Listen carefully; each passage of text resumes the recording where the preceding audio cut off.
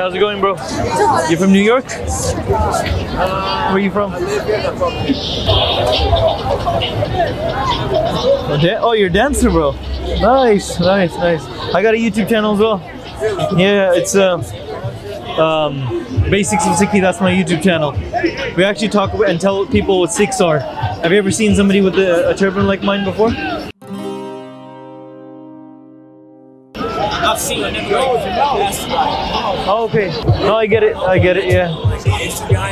Yeah, I love telling people about it though. That's what my whole channel is based around. Yeah. Mind if I have a seat? Okay, so what are your questions? Give me a mic. Yes. Common colors of the Sikh turban. Mostly you'll see a lot of white, orange, and blue, and black as well. They all actually have different, slightly different color meanings as well.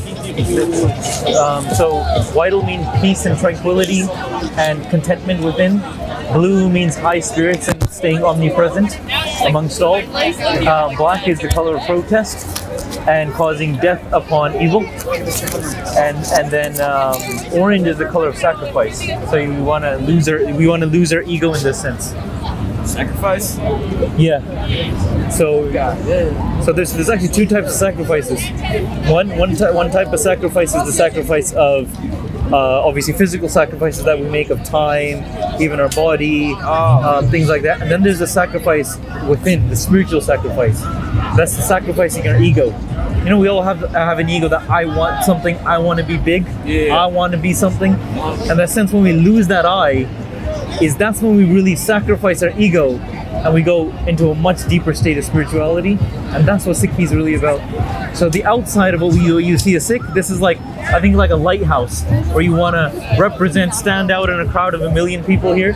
So out of like, you can have like millions of people, but you see a Sikh with a turban, you're like, oh, that person's a Sikh. That's kind of represents it in that way. Yeah, man. Do you like a lot of colors? Yeah. I mean, there's a lot of colors for sure. Is there like ones for like rose? Like you have like angry or like red? No, we tried to. So there's 5 vices that we try to stay away from. One of those is anger. The other one is lust. The other one is greed. What color is anger? Huh? What color is anger? Well, we don't. There's no color associated with anger in that sense. So that's why we try to spiritually stay away from anger and vices and all those kind of things. So the colors actually represent good, positive things in that sense. In New York, it's gonna be hard to... Yeah. And that's what we were actually talking about. Like, look how many lights there are here, bro.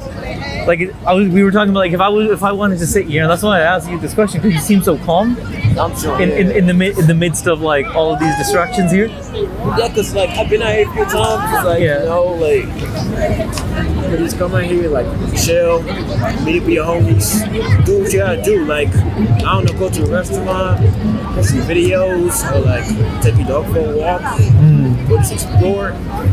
Like it's weird how that works. Like this is the most popular city in the world, and we're just here. Yeah, that's crazy. Do you ever feel alone sometimes in that? In here? Yeah, with I mean, you know, like there's like social loneliness where you're in the midst of everybody, but then you're still alone. You feel empty on the inside. Yeah, cause I'm like different. So I feel like some like I don't know, like jokes or things I say, like they won't like hit them. So I'd be like, I'ma just you know. Yeah. I used to feel that a lot, quite a bit. And there's a technique that I found is, you know, obviously it's through my faith of Sikhi. And when I connected deep within myself, and you know that emptiness is within yourself, and you feel like you got family around you, you have friends around you, but you're still alone really in the midst of everybody. I found that because nobody hears my inner cry, my inner pain. But then through my faith of Sikhi, I found that creator, the God listening to me. And so when I started connecting through my Sikh faith and I started meditating, now I always feel like I can never be alone because the Creator is always with me in my heart. And so that is the best experience that I've ever had. That's good. Yeah, man. That's really good. Yeah. That's a great way to think about it. That's an amazing way to think about it. So like you're never really actually alone because you know you got it. Yeah, you always know somebody is listening to you, having a conversation with you, and you feel that presence for sure. No, that's an amazing thing though. That's a healthy relationship. Yeah, definitely. I need to work on that with my God, but yeah, I don't know. Like I've been like absent, like numb for a while. So I can just like go with the flow. I got like YOLO attitude. I just go like day by day. We'll see what happens. Yeah. Stuff, you know. I kind of like that, to be honest. Like, you know, going with the flow is you kind of like you're going with the will of the creator, right? That's like, true. whatever like, you want, that's the way I'm gonna do it about it. As long as we have direction with it, that's the key thing, though. That's the thing, direction. If you have purpose, like, yeah, you gotta make sure that you're taking, because like you're doing all this like random things each day. Like you gotta make sure that you're like still like focusing on the route and going the right way. Like you know, still like. You know. Have you ever wondered, like, as humans, what is the purpose why we came into this world? Yeah. What do you think? I don't know. I don't know, because like.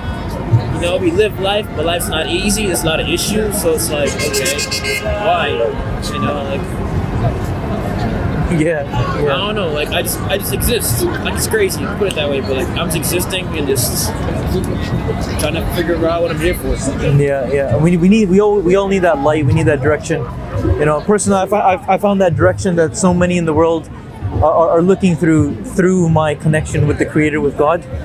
And you know, that's what I always find is, I think in this world that we're being so distracted by so many things and being pulled into negativity, if we truly push each other to find that positivity within, I think the world will be a lot happier. The world will be a lot more content within itself. I mean, it's easier said than done. Like you can like say that, but like doing it, that's all. Yeah. Like not even like doing it, like keeping that same energy, like all around, like that's.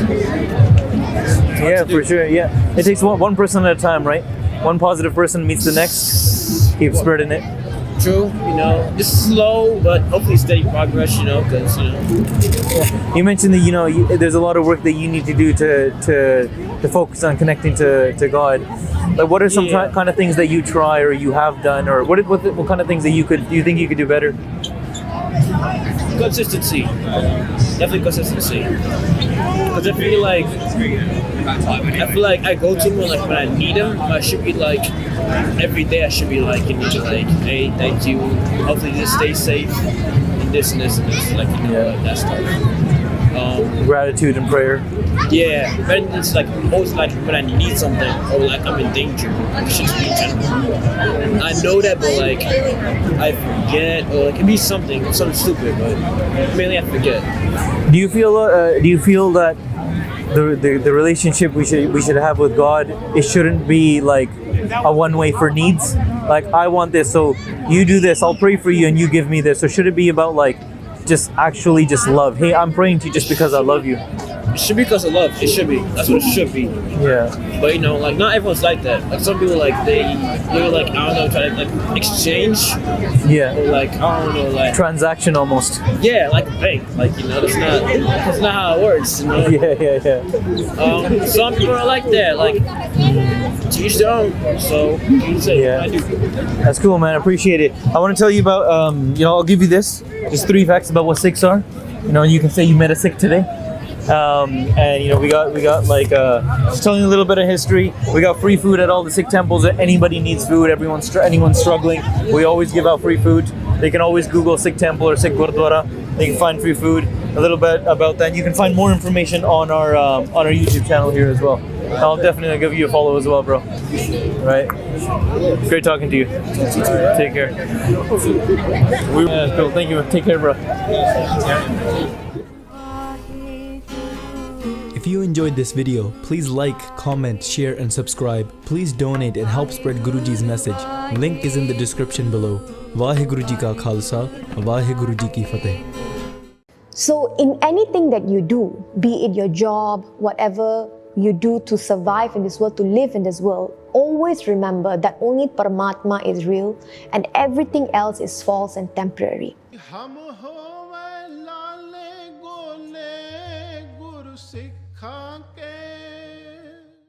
Waheguru Ji ka Khalsa, Waheguru Ji ki Fateh. Welcome to another episode of Sikhan di Pagatmala, where we explore the Sakhis, the stories of Gur Sikhs from the time of Guru Saheb, and now we are at the Gur Sikhs, the time of Guru Angad Dev Ji. So today we are exploring the Sakhi of Bhai Mallu Shah. So, Bhai Gurdas Ji in their Var 11, Pauri number 15, they say, Mallu Shahi Surma Vadda, Bhagat Bhai Kedari. So, Mallu Shahi means Bhai Mallu Shah was a Surma, was a warrior, and he was a brave person. So, what is Bhai Mallu Shah's story? So one day, Bhai Mallu Shah comes to the Sharan of Guru Angad Dev Ji, to the Darbar of Guru Angad Dev Ji, and he does a benti. He says, Sache Pacha, I'm an employee of the Mughal Empire. So of course, we know when Guru Nanak Dev Ji came to this earth, that time Hindustan was already taken over by the Mughal Empire. So we had Babur during the time of Guru Nanak Dev Ji, and then Humayun who came during the time of Guru Angad Dev Ji, and so on. So of course, they had the local people employed under the Mughal force, the Mughal army, and they had to fight for the Mughal army. So the question here Bhai Mallu Shah is asking Guru Angad Dev Ji is, I am an employee, basically a soldier of the Mughal Empire. What can I do so that my honor can be intact here, can be protected here while I'm alive, and when I leave this world, I still have my honor with me. Now what does this mean? You see, in the mind of a soldier, especially those who are forcefully hired to fight for another army, for the army that has invaded your country, you have that kind of fear that, will I die on the battlefield? Will I die a death which is in vain? Or how will I die? Will people still respect me despite working for the enemy? So these were the kind of thoughts you can imagine Bhai Mallu Shah is having in his mind. And he's asking Guru Angad Dev Ji, what can I do that I still have my job as a soldier in the Mughal Empire, but my honor is still protected? So now Guru Angad Dev Ji is giving dilasa, hope to Bhai Mallu Shah, and they say ki this body is going to perish, is going to go, is going to leave this world. And as we speak now, even as you're watching this video, our body is already perishing, right? So Guru Sahib says that only the soul, Atma, is not perishable. Only the soul is the truth. The body is not. So how is it we should do our job? Guru Angad Dev Ji says to Bhai Mallu Shah that do your job and take it that this job is a part of a dream. It's not real. You have to do your job in order to survive in this world. If you think of your job as something which is a part of a dream, is not real, and one day you're going to get up and know that it was not real, it was just a dream, then when you do your job, you're not going to be afraid of what the consequences of it would be. So in anything that you do, be it your job, whatever you do to survive in this world, to live in this world, always remember that only Paramatma is real and everything else is false and temporary. So when we have this kind of thought, we'll be very vigilant with the kind of things we say, the kind of job or the kind of task that we do, and the kind of people we mingle around with as well. Now, Guru Angad Dev Ji says to Bhai Mallu Shah that this is the same wisdom Krishna Ji gave to Arjun during the battle of Mahabharata as well. So as we know, in the jung of Mahabharata, Arjun and the Pandavas, they had to fight with the Kauravas, eventually they are all families. And how can you put aside that but fight for truth? So as the battle of Mahabharata is happening, Krishna is giving wisdom, Brahmgyan, to Arjun, who gets enlightened throughout the battle.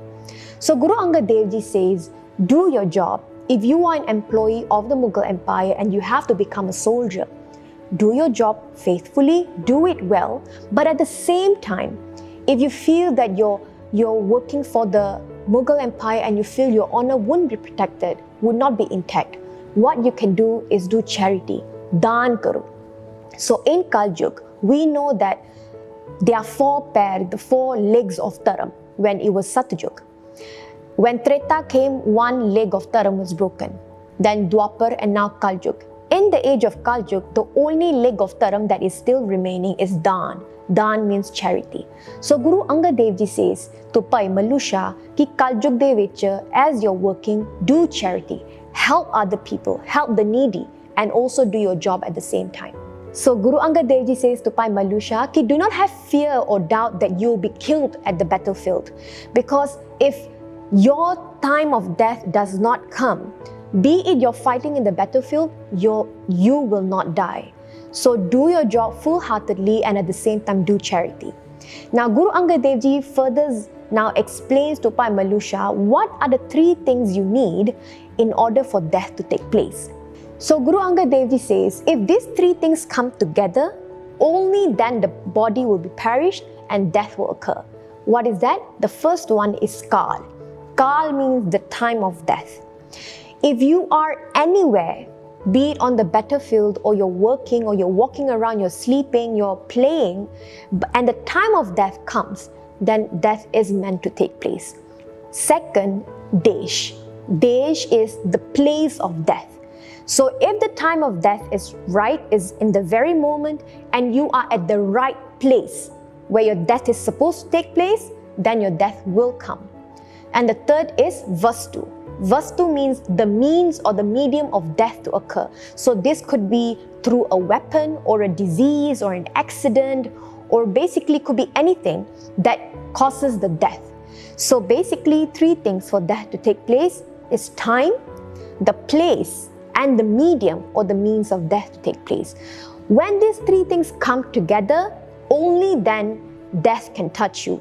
Otherwise, Guru Angad Dev Ji says, even if you're fighting in the battlefield, but the time, the place, and the means are not there and is not right, Kal itself, Kal we call Paramatma Akal, the one who is beyond time and death. Guru Sahib says, Akal will protect you itself from death. So Bhai Malusha, when he heard this, ki even though I'm fighting for the Mughal Empire, I'm a soldier in the army, I don't have to have fear that I'm going to die on the battlefield. Because if these three things don't come together, then Akal Purukh themselves will protect me. So Bhai Malusha now has that hausla, that hope that I will be protected in this world. I can still do my job, earn my living. At the same time, Guru Angad Dev Ji says, do charity, help the poor people, share what you have, your earnings, and do good and do your job at the same time as well. So Bhai Malusha hat jod ke thanked Guru Angad Dev Ji, and he practiced his life so forth as based on the teachings of Guru Angad Dev Ji. He still worked as an employee of the Mughal Empire, and he did his bhakti, and this was how Bhai Malusha, who was a surma, a brave warrior, fought in the battlefield and was liberated. So Sangat Ji, from this Sakhi we learn that if we keep on having that fear of death, that it is not going to make any difference, because as long as these three things do not come together at the right moment, the right place, and the right means or medium of death, then death cannot touch us. So Guru Sahib says we have to be nirpal. We have to remove that fear of death from our mind, from our hearts, and remember that only when the three things are together, only then death will come. Otherwise, death cannot touch us. So nirpo hoke jeevan jiona, and we have to remember Paramatma throughout our life until that moment comes. So itni ka benti parwan karni, pulla chaka dikhima, Waheguru Ji ka Khalsa, Waheguru Ji ki Fateh.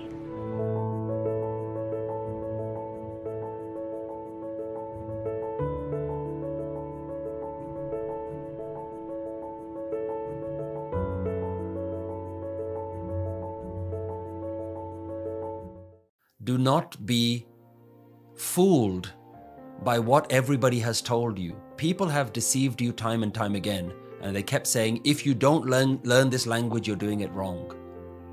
You're doing it wrong if you don't know how to say it. If you don't pronounce it the right way, you're doing it wrong. Somebody up there in the sky is gonna do something wrong. This is not true.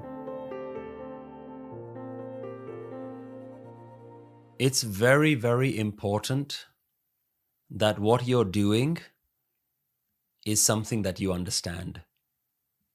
If you don't understand the language of the Guru, then use your language. It's okay. You don't have to stand up and do ardas in a foreign language if you don't understand it. By all means, try and learn the language if you can.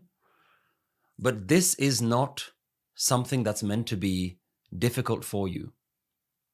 I want you to just think about this for a moment. When Guru Nanak was around, all spiritual wisdom in India was limited to one language, and that was Sanskrit. In fact, it was frowned upon for anybody to teach spiritual wisdom in any other language. What did Guru Nanak do? He said, I'm going to take this to every person in every corner of the world.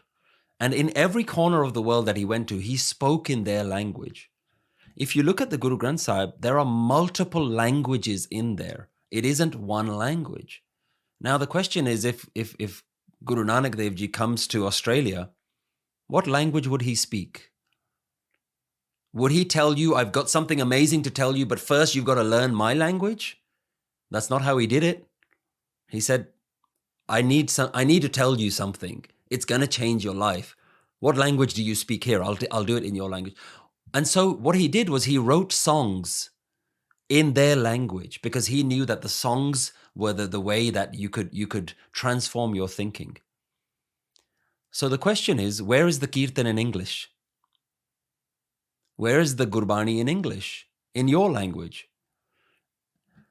Understanding the principles of what the Guru was trying to teach is far more important than feeling guilty about, I don't know how to do this language. So as long as you don't know the Guru's language, do it in English. It is so powerful for you to every day read the Bani in the language of your own thoughts.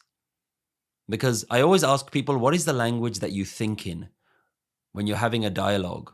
You know, some of us, we speak multiple languages, but what is the language that you think in? What is the language that you dream in? That's the language. Use that.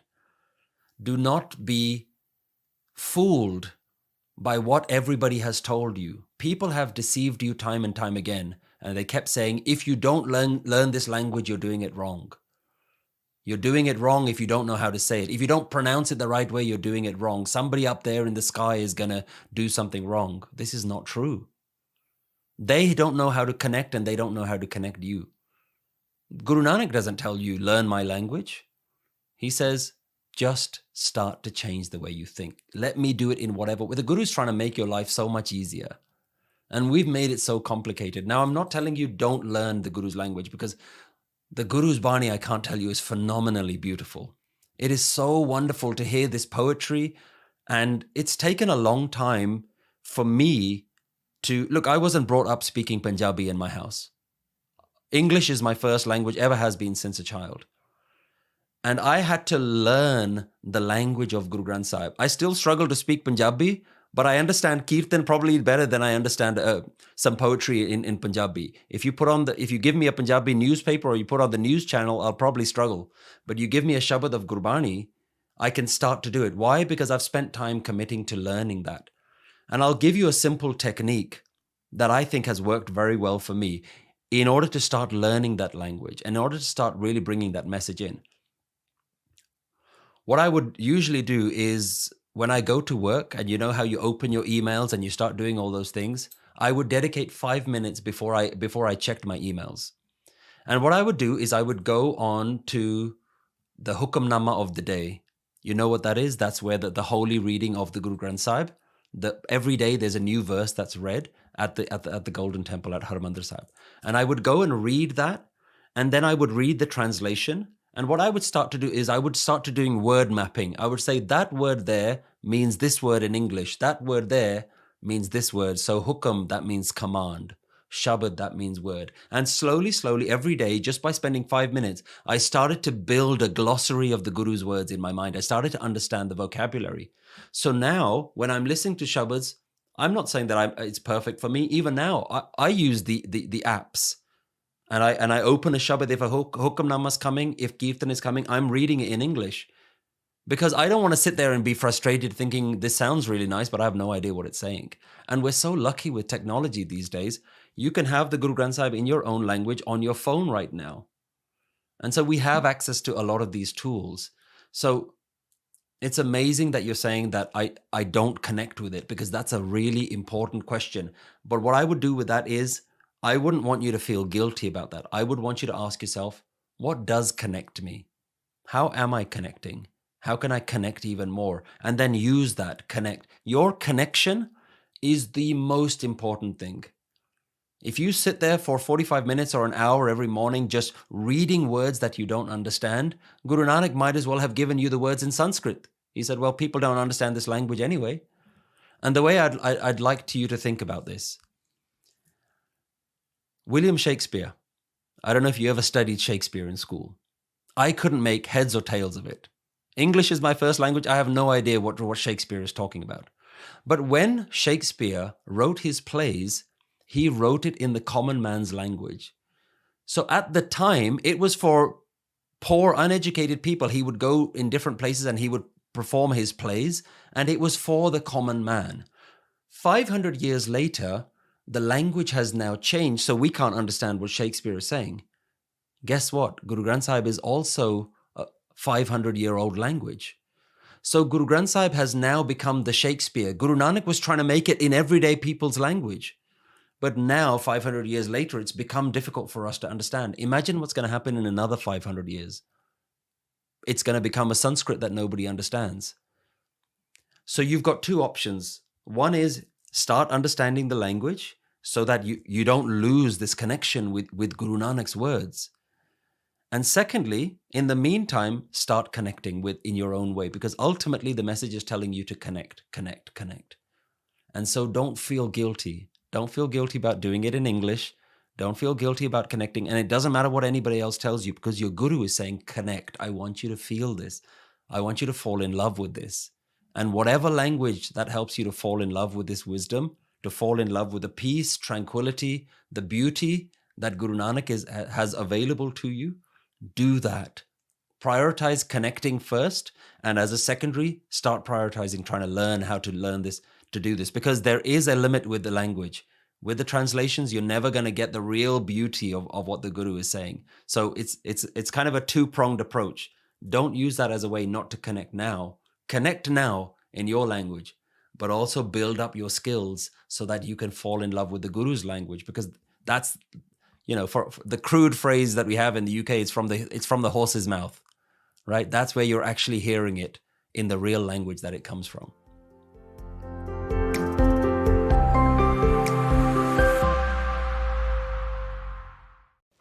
Waheguru ji ਕਾ ਖਾਲਸਾ ਵਾਹਿਗੁਰੂ ਜੀ ਕੀ ਫਤਿਹ। ਸਵਾਗਤ ਹੈ ਜੀ ਤੁਹਾਡਾ ਸਾਡੇ YouTube channel ਤੇ ਅੱਜ ਅਸੀਂ ਇਸ ਵੀਡੀਓ ਦੇ ਵਿੱਚ ਸ੍ਰੀ ਗੁਰੂ ਗੋਬਿੰਦ ਸਿੰਘ ਸਾਹਿਬ ਜੀ ਦੇ ਸਭ ਤੋਂ ਛੋਟੇ ਸੁਪੁੱਤਰ ਸਾਹਿਬਜ਼ਾਦਾ ਫਤਿਹ ਸਿੰਘ ਜੀ ਦੇ ਜਨਮ ਦਿਹਾੜੇ ਤੇ ਉਹਨਾਂ ਦੇ ਜੀਵਨ ਦੇ ਵਿੱਚੋਂ ਆਪ ਜੀ ਦੇ ਨਾਲ ਕੁਝ ਵਿਚਾਰ ਸਾਂਝੇ ਕਰਨ ਜਾ ਰਹੇ ਹਾਂ। ਸੋ ਸਾਰਿਆਂ ਨੂੰ ਬੇਨਤੀ ਹੈ ਕਿ ਚੈਨਲ ਨੂੰ ਸਬਸਕ੍ਰਾਈਬ ਜ਼ਰੂਰ ਕਰਿਓ ਜੀ। ਸਾਹਿਬਜ਼ਾਦਾ ਫਾਰਸੀ ਦਾ ਸ਼ਬਦ ਹੈ ਜਿਸ ਦਾ ਮਤਲਬ ਹੈ ਬਾਦਸ਼ਾਹ ਦਾ ਪੁੱਤਰ। ਗੁਰੂ ਗੋਬਿੰਦ ਸਿੰਘ ਜੀ ਬਾਦਸ਼ਾਹ ਦੇ ਬਾਦਸ਼ਾਹ ਹਨ, ਇਸ ਲਈ ਉਹਨਾਂ ਦੇ ਪੁੱਤਰਾਂ ਨੂੰ ਵੀ ਸਾਹਿਬਜ਼ਾਦੇ ਆਖਿਆ ਜਾਂਦਾ ਹੈ। ਬਾਬਾ ਫਤਿਹ ਸਿੰਘ ਜੀ ਦਾ ਜਨਮ ਗੁਰੂ ਗੋਬਿੰਦ ਸਿੰਘ ਜੀ ਦੇ ਘਰ ਮਾਤਾ ਜੀਤ ਕੌਰ ਜੀ ਦੇ ਪਵਿੱਤਰ ਕੁੱਖੋਂ 14 ਦਸੰਬਰ 1699 ਈਸਵੀ ਨੂੰ ਸ੍ਰੀ ਅਨੰਦਪੁਰ ਸਾਹਿਬ ਵਿਖੇ ਹੋਇਆ। ਬਾਬਾ ਫਤਿਹ ਸਿੰਘ ਗੁਰੂ ਗੋਬਿੰਦ ਸਿੰਘ ਜੀ ਦੇ ਸਭ ਤੋਂ ਛੋਟੇ ਸਾਹਿਬਜ਼ਾਦੇ ਸਨ। ਉਹ ਦੂਸਰੇ ਸਾਹਿਬਜ਼ਾਦਿਆਂ ਦੀ ਤਰ੍ਹਾਂ ਹੀ ਬਹੁਤ ਆਗਿਆਕਾਰੀ ਸਨ। ਸਾਰੇ ਹੀ ਬਾਬਾ ਫਤਿਹ ਸਿੰਘ ਜੀ ਨੂੰ ਬਹੁਤ ਪਿਆਰ ਕਰਦੇ ਸਨ। ਗੁਰੂ ਕੀ ਲਾਡਲੀ ਫੌਜ ਨਿਹੰਗ ਸਿੰਘਾਂ ਦੇ ਮੋਢੀ ਵੀ ਬਾਬਾ ਫਤਿਹ ਸਿੰਘ ਜੀ ਨੂੰ ਮੰਨਿਆ ਜਾਂਦਾ ਹੈ। ਇੱਕ ਦਿਨ ਵੱਡੇ ਸਾਹਿਬਜ਼ਾਦੇ ਸਿੰਘਾਂ ਨਾਲ ਟੋਲੀਆਂ ਬਣਾ ਕੇ ਜੰਗ ਕਰਨ ਦੀਆਂ ਖੇਡਾਂ ਖੇਡ ਰਹੇ ਸਨ। ਬਾਬਾ ਫਤਿਹ ਸਿੰਘ ਜੀ ਵੀ ਖੇਡਣ ਵਾਸਤੇ ਆਏ, ਪਰ ਵੱਡੇ ਸਾਹਿਬਜ਼ਾਦਿਆਂ ਤੇ ਸਿੰਘਾਂ ਨੇ ਉਹਨਾਂ ਨੂੰ ਆਖਿਆ, ਤੁਸੀਂ ਅਜੇ ਛੋਟੇ ਹੋ, ਤੁਸੀਂ ਨਹੀਂ ਖੇਡ ਸਕਦੇ। ਇਹ ਸਭ ਕੁਝ ਗੁਰੂ ਗੋਬਿੰਦ ਸਿੰਘ ਜੀ ਵੀ ਦੇਖ ਰਹੇ ਸਨ। ਬਾਬਾ ਫਤਿਹ ਸਿੰਘ ਜੀ ਨੇ ਅੰਦਰ ਜਾ ਕੇ ਵੱਡੀ ਸਾਰੀ ਦਸਤਾਰ ਸਜਾਈ ਤੇ ਆ ਕੇ ਆਖਿਆ, ਦੇਖੋ ਹੁਣ ਮੈਂ ਵੱਡਾ ਹੋ ਗਿਆ ਹਾਂ, ਹੁਣ ਮੈਂ ਵੀ ਇਸ ਖੇਡ ਵਿੱਚ ਹਿੱਸਾ ਲੈ ਸਕਦਾ ਹਾਂ। ਇਹ ਵੇਖ ਕੇ ਗੁਰੂ ਗੋਬਿੰਦ ਸਿੰਘ ਜੀ ਬਹੁਤ ਖੁਸ਼ ਹੋਏ। ਸਾਹਿਬਜ਼ਾਦਾ ਫਤਿਹ ਸਿੰਘ ਜੀ ਨੂੰ ਇੱਕ ਅਲੱਗ ਫੌਜ ਦਿੱਤੀ, ਜਿਸ ਨੂੰ ਗੁਰੂ ਕੀ ਲਾਡਲੀ ਫੌਜ ਦਾ ਖਿਤਾਬ ਪ੍ਰਾਪਤ ਹੋਇਆ। ਬਾਬਾ ਫਤਿਹ ਸਿੰਘ ਜੀ ਦੇ ਹੋਰ ਵੀ ਬਹੁਤ ਪਿਆਰੇ ਕੌਤਕ ਅਨੰਦਪੁਰ ਸਾਹਿਬ ਵਿਖੇ ਦੇਖਣ ਨੂੰ ਮਿਲ ਜਾਂਦੇ ਸਨ। ਆਖਿਰ ਇੱਕ ਦਿਨ ਐਸਾ ਵੀ ਆਇਆ ਜਦ ਗੁਰੂ ਗੋਬਿੰਦ ਸਿੰਘ ਜੀ ਨੂੰ ਅਨੰਦਪੁਰ ਸਾਹਿਬ ਛੱਡਣਾ ਪਿਆ। 20 ਅਤੇ 21 ਦਸੰਬਰ ਸੰਨ 1704 ਦੀ ਰਾਤ 10ਵੇਂ ਗੁਰੂ ਨੇ ਅਨੰਦਪੁਰ ਦਾ ਕਿਲ੍ਹਾ ਛੱਡ ਦਿੱਤਾ। ਹਾਕਮਾਂ ਨੇ ਗਊ ਕਰਾਨ ਦੀਆਂ ਖਾਧੀਆਂ ਕਸਮਾਂ ਸਾਰੇ ਵਾਅਦੇ ਭੁੱਲ ਕੇ ਪਿੱਛੋਂ ਭਿਅੰਕਰ ਹਮਲਾ ਬੋਲ ਦਿੱਤਾ। ਉਸ ਵਕਤ ਸਰਸਾ ਨਦੀ ਵਿੱਚ ਹੜ੍ਹ ਆਇਆ ਹੋਇਆ ਸੀ। ਸਰਸਾ ਨਦੀ 'ਤੇ ਜੰਗ ਹੋਈ। ਗੁਰੂ ਗੋਬਿੰਦ ਸਿੰਘ ਜੀ ਨੇ ਸਿੱਖਾਂ ਨੂੰ ਲੋੜ ਅਨੁਸਾਰ ਜਥਿਆਂ 'ਚ ਵੰਡਿਆ। ਵੱਡੇ ਸਾਹਿਬਜ਼ਾਦੇ ਅਜੀਤ ਸਿੰਘ ਅਤੇ ਭਾਈ ਉਦੇ ਸਿੰਘ ਨੇ ਜੰਗ ਦੀ ਕਮਾਨ ਸੰਭਾਲੀ। ਘਮਾਸਾਨ ਜੰਗ ਵਿੱਚ ਦੋਵੇਂ ਪਾਸੇ ਭਾਰੀ ਨੁਕਸਾਨ ਹੋਇਆ। ਇੱਥੇ 10ਵੇਂ ਪਾਤਸ਼ਾਹ ਦਾ ਪਰਿਵਾਰ ਹੀ 3 ਹਿੱਸਿਆਂ ਵਿੱਚ ਵੰਡਿਆ ਗਿਆ ਅਤੇ ਸਾਥੀ ਸਿੰਘ ਵੀ ਵਿਛੜ ਗਏ। ਉਸ ਯਾਦ ਵਿੱਚ ਇੱਥੇ ਗੁਰਦੁਆਰਾ ਪਰਿਵਾਰ ਵਿਛੋੜਾ ਸਥਿਤ ਹੈ। ਪਾਤਸ਼ਾਹ ਤੋਂ ਵਿਛੜ ਮਾਤਾ ਸੁੰਦਰ ਕੌਰ ਜੀ, ਮਾਤਾ ਸਾਹਿਬ ਕੌਰ ਜੀ ਭਾਈ ਮਨੀ ਸਿੰਘ ਜੀ ਨਾਲ ਦਿੱਲੀ ਨੂੰ ਆ ਗਏ। ਮਾਤਾ ਗੁਜਰੀ ਜੀ 2 ਛੋਟੇ ਸਾਹਿਬਜ਼ਾਦਿਆਂ ਨਾਲ ਸਰਸਾ ਦੇ ਕੰਢੇ ਚੱਲਦੇ ਚੱਲਦੇ ਮੋਰਿੰਡੇ ਪੁੱਜੇ। ਇਹਨਾਂ ਦਾ ਰਸੋਈਆ ਗੰਗੂ ਬ੍ਰਾਹਮਣ ਇਹਨਾਂ ਨੂੰ ਆਪਣੇ ਘਰ ਪਿੰਡ ਖੇੜੀ ਲੈ ਆਇਆ, ਜੋ ਉੱਥੋਂ 20 ਕੁ ਮੀਲ ਦੀ ਵਿੱਥ 'ਤੇ ਪੈਂਦਾ ਸੀ। ਅਨੰਦਪੁਰ ਸਾਹਿਬ ਤੋਂ ਚੱਲਣ ਸਮੇਂ ਗੁਰੂ ਗੋਬਿੰਦ ਸਿੰਘ ਜੀ ਨਾਲ 1,500 ਸਿੰਘ ਸਨ, ਪਰ ਸਰਸਾ ਦੀ ਜੰਗ ਸਮੇਂ ਕੁਝ ਸ਼ਹੀਦ ਹੋ ਗਏ ਅਤੇ ਕੁਝ ਨਦੀ 'ਚ ਰੁੜ ਜਾਣ ਕਾਰਨ ਵਿਛੜ ਗਏ। ਸਰਸਾ ਨਦੀ ਪਾਰ ਕਰਨ ਤੇ 10ਵੇਂ ਗੁਰੂ ਨਾਲ 40 ਦੇ ਕਰੀਬ ਸਿੰਘ ਅਤੇ 2 ਵੱਡੇ ਸਾਹਿਬਜ਼ਾਦੇ ਸਨ। ਦੂਜੇ ਪਾਸੇ ਗੁਰੂ ਘਰ ਦਾ ਰਸੋਈਆ ਗੰਗੂ ਬ੍ਰਾਹਮਣ, ਜਿਹੜਾ ਮਾਤਾ ਜੀ ਅਤੇ 2 ਛੋਟੇ ਸਾਹਿਬਜ਼ਾਦਿਆਂ ਨੂੰ ਆਪਣੇ ਨਾਲ ਲੈ ਗਿਆ ਸੀ, ਨੀਅਤ ਦਾ ਬੜਾ ਬੇਈਮਾਨ ਸਾਬਤ ਹੋਇਆ। ਉਸਨੇ ਪਹਿਲਾਂ ਤਾਂ ਮਾਤਾ ਜੀ ਦੀਆਂ ਮੋਹਰਾਂ ਦੀ ਥੈਲੀ ਚੋਰੀ ਕੀਤੀ, ਫਿਰ ਹੋਰ ਇਨਾਮ ਦੇ ਲਾਲਚ ਵਿੱਚ ਸੂਬਾ ਸਰਹੰਦ ਨੂੰ ਇਤਲਾਹ ਦੇ ਦਿੱਤੀ। ਦਿਨ ਚੜ੍ਹਦੇ ਤਿੰਨਾਂ ਨੂੰ ਗ੍ਰਿਫਤਾਰ ਕਰਕੇ ਵਜੀਦ ਦੀ ਕਚਹਿਰੀ 'ਚ ਪੇਸ਼ ਕੀਤਾ ਗਿਆ। ਮਾਤਾ ਗੁਜਰ ਕੌਰ ਜੀ ਅਤੇ ਦੋਵੇਂ ਛੋਟੇ ਸਾਹਿਬਜ਼ਾਦੇ, ਜਿਨ੍ਹਾਂ ਨੂੰ ਸਾਰੀ ਰਾਤ ਠੰਡੇ ਬੁਰਜ 'ਚ ਭੁੱਖੇ ਧਿਆਏ ਰੱਖਿਆ ਗਿਆ। ਭਾਈ ਮੋਤੀ ਰਾਮ ਜੀ ਨੇ ਆਪਣੇ ਪਰਿਵਾਰ ਨੂੰ ਖਤਰੇ ਵਿੱਚ ਪਾ ਕੇ ਉਹਨਾਂ ਵਾਸਤੇ ਦੁੱਧ ਪਹੁੰਚਾਇਆ। 3 ਦਿਨ ਲਗਾਤਾਰ ਸਾਹਿਬਜ਼ਾਦਿਆਂ ਨੂੰ ਕਚਹਿਰੀ ਵਿੱਚ ਪੇਸ਼ ਕਰਕੇ ਇਸਲਾਮ ਕਬੂਲ ਕਰਾਉਣ ਲਈ ਕਈ ਡਰਾਵੇ ਅਤੇ ਲਾਲਚ ਦਿੱਤੇ ਗਏ, ਪਰ ਉਹ ਆਪਣੇ ਸਦਕ ਤੋਂ ਨਹੀਂ ਡੋਲੇ। ਕਾਜੀ ਨੇ ਫਤਵਾ ਦੇ ਕੇ ਵਜੀਦੇ ਦੇ ਹੁਕਮ ਨਾਲ ਉਹਨਾਂ ਨੂੰ ਜਿਉਂਦੇ ਜੀ ਨੀਹਾਂ ਵਿੱਚ ਚਿਣਵਾ ਦਿੱਤਾ। ਇਸ ਜ਼ੁਲਮੀ ਹੁਕਮ 'ਤੇ ਨਵਾਬ ਮਲੇਰ ਕੋਟਲਾ ਸ਼ੇਰ ਮੁਹੰਮਦ ਖਾਨ ਨੇ ਉੱਠ ਕੇ ਹਾਂ ਦਾ ਨਾਅਰਾ ਮਾਰਿਆ। ਸ਼ਹਾਦਤ ਤੋਂ ਬਾਅਦ ਹਕੂਮਤ ਨੇ ਬੱਚਿਆਂ ਦੇ ਸੰਸਕਾਰ ਲਈ 2 ਗਜ ਜ਼ਮੀਨ ਦੇਣ ਤੋਂ ਵੀ ਮਨ੍ਹਾ ਕਰ ਦਿੱਤਾ, ਤਾਂ ਨਵਾਬ ਟੋਡਰਮਲ ਨੇ ਜ਼ਮੀਨ 'ਤੇ ਖੜੇ ਰੁੱਖ ਮੋਹਰਾਂ ਵਿਛਾ ਕੇ ਉਹਨਾਂ ਲਈ ਜਗ੍ਹਾ ਪ੍ਰਾਪਤ ਕੀਤੀ। ਜਿਸ ਥਾਂ 'ਤੇ ਸਾਹਿਬਜ਼ਾਦਿਆਂ ਦਾ ਸੰਸਕਾਰ ਹੋਇਆ, ਉੱਥੇ ਅੱਜ ਗੁਰਦੁਆਰਾ ਜੋਤੀ ਸਰੂਪ ਮੌਜੂਦ ਹੈ। ਉਪਰੰਤ ਜ਼ਾਲਮਾਂ ਨੇ ਬਜ਼ੁਰਗ ਮਾਤਾ ਗੁਜਰ ਕੌਰ ਜੀ ਨੂੰ ਵੀ ਸ਼ਹੀਦ ਕਰ ਦਿੱਤਾ। ਸੋ ਇਹ ਸੀ ਸੰਖੇਪ ਇਤਿਹਾਸ ਸਾਹਿਬਜ਼ਾਦਾ ਫਤਿਹ ਸਿੰਘ ਜੀ ਦੇ ਜੀਵਨ ਦਾ। ਸੰਗਤ ਜੀ, ਇਤਿਹਾਸ ਬੋਲਦਿਆਂ ਜੇਕਰ ਕਿਸੇ ਵੀ ਪ੍ਰਕਾਰ ਦੀ ਕੋਈ ਭੁੱਲ ਚੁੱਕ ਹੋ ਗਈ ਹੋਵੇ ਤਾਂ ਅਸੀਂ ਆਪ ਜੀ ਦੇ ਕੋਲ ਮਾफ़ੀ ਮੰਗਦੇ ਹਾਂ। ਵਾਹਿਗੁਰੂ ਜੀ ਕਾ ਖਾਲਸਾ, ਵਾਹਿਗੁਰੂ ਜੀ ਕੀ ਫਤਿਹ।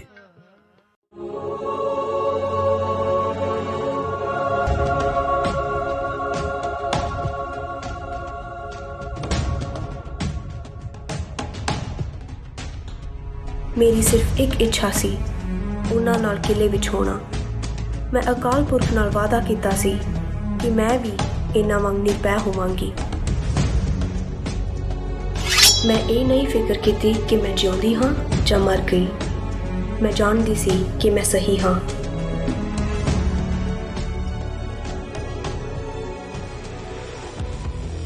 ਲੱਗਦਾ ਹੈ ਇਸ ਸਾਲ ਸਾਡੇ ਕੋਲ ਇੱਕ ਅਜੀਬ ਕੁੜੀ ਆਈ ਹੈ। ਮੈਨੂੰ ਇਹ ਜਮਾ ਪਸੰਦ ਨਹੀਂ। ਮੈਂ ਚਾਹੁੰਦੀ ਹਾਂ ਕਿ ਇਹ ਗਾਇਬ ਹੋ ਜਾਣ। ਕੀ ਪਰੇਸ਼ਾਨੀ ਹੈ ਛੋਟੀ ਭੈਣ? ਕੀ ਹੋਇਆ? ਤੁਹਾਡੀ ਤਰ੍ਹਾਂ ਮੈਂ ਵੀ ਗੁਰੂ ਗੋਬਿੰਦ ਸਿੰਘ ਜੀ ਦੀ ਧੀ ਹਾਂ। ਉਹਨਾਂ ਨੇ ਮੈਨੂੰ ਕਿਹਾ ਕਿ ਮੇਰੀ ਕਹਾਣੀ ਤੁਹਾਡੀ ਮਦਦ ਕਰੇਗੀ। ਬਸ ਇੱਕ ਔਰਤ ਹੈ। ਹਾਂ, ਇਹਦੇ ਨਾਲ ਤਾਂ ਮੈਂ ਇਕੱਲਾ ਨਿਪਟ ਲਵਾਂਗਾ। ਉਹ ਨਾ ਨਿਪਟਾ ਸਕਿਆ, ਬਲਕਿ ਮੈਂ ਹੀ ਜਲਦੀ ਨਾਲ ਉਹਨੂੰ ਨਿਪਟਾ ਦਿੱਤਾ।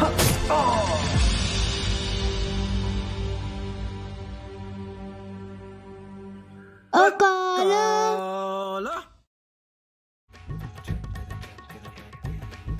Welcome to the life of a young car named Jind.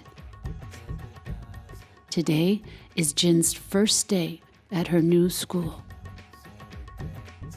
Jind might look like a regular girl, but she is far from normal. Jind does so much baat, reciting of the Naam, that she actually has the superpower to travel to other realms. She is just finishing up her morning nitna before going to school. सुनते पुनीत कहते पवित्र सतगुर रहया भरपूर Pinavant Nanak Guru Charan Lage, Guru Charan Lage, Guru Charan Lage, Vaje Anahad Ture, Waheguru Ji Ka Khalsa, Waheguru Ji Ki Fateh.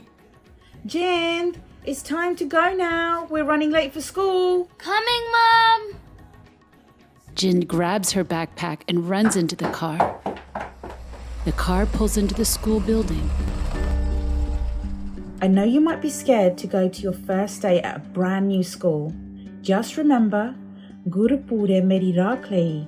Guruji will always protect you. Thanks, Mum. I'm Guru Gobind Singh Ji's daughter. I have nothing to be afraid of.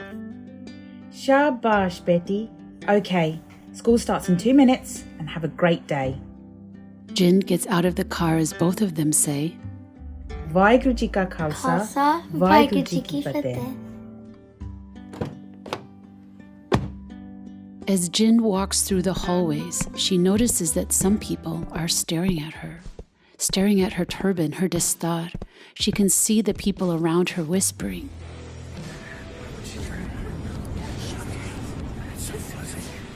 Three mean-looking girls approach her. Looks like we've got a weird one this year. Hey, new girl, what's that thing on your head? Do you have something hidden in there, towel head? The girls start touching her dastar, laughing while trying to untie it.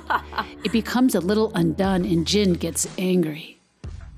Hey! Stop! Back off! Answer me. Why do you have that thing on your head, weirdo? And as the girls bully her, Jind feels so helpless. She wants to lash out at them. Part of her wants to cry. She thought, I hate this. I just want them to disappear. But then she remembers what her mother told her, that Guruji always protects her, and she prays. Oh, Waheguru Ji, please transport me to a person or place that will give me strength and inspiration. And by a great blessing, her ability activates. Jind found herself in a realm full of light and music.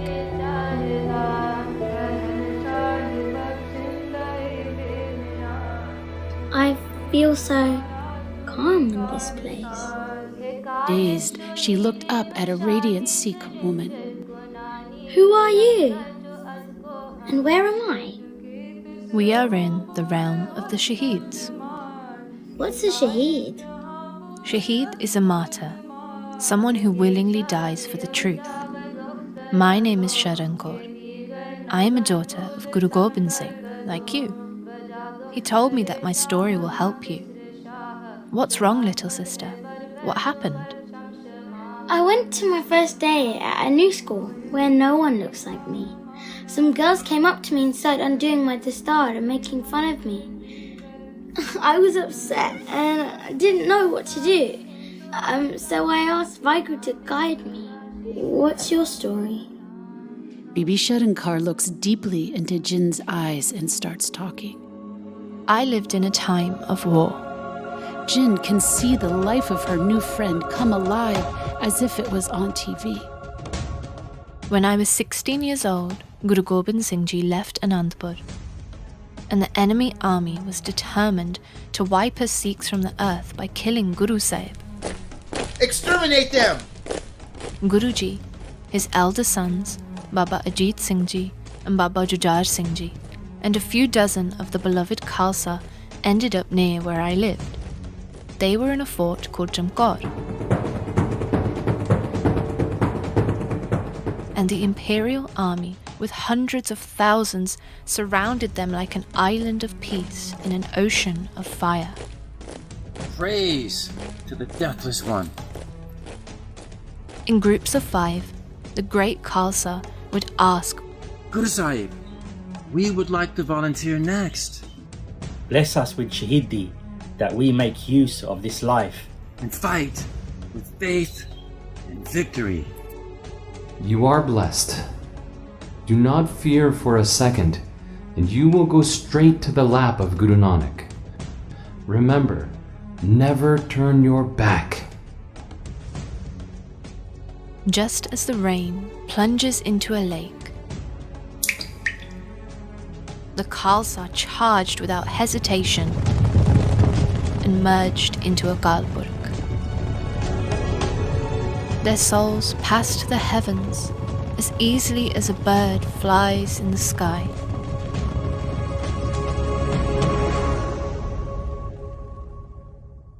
My heart was so overwhelmed with the beauty of it all. I just wished so much that I was in the fort with them. I made a promise to God that I would be just as fearless. Guru Gobind Singh Ji, I can't just sit on the side and watch. Please bless me with the same Shahidi as your sons.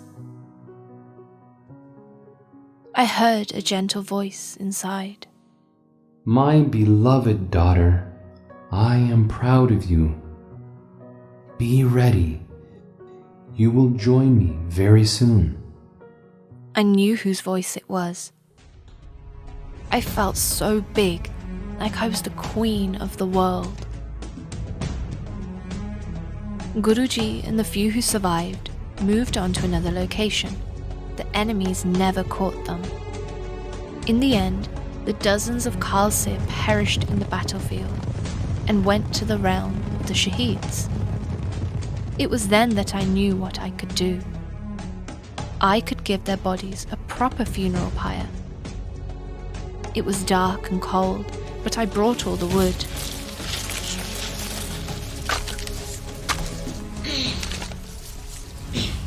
It was hard work, but Guru's Barney gave me strength. One by one, I carried the bodies of my brothers and put it on top of the wood. Wow, they must have been so heavy. You were so strong and incredible.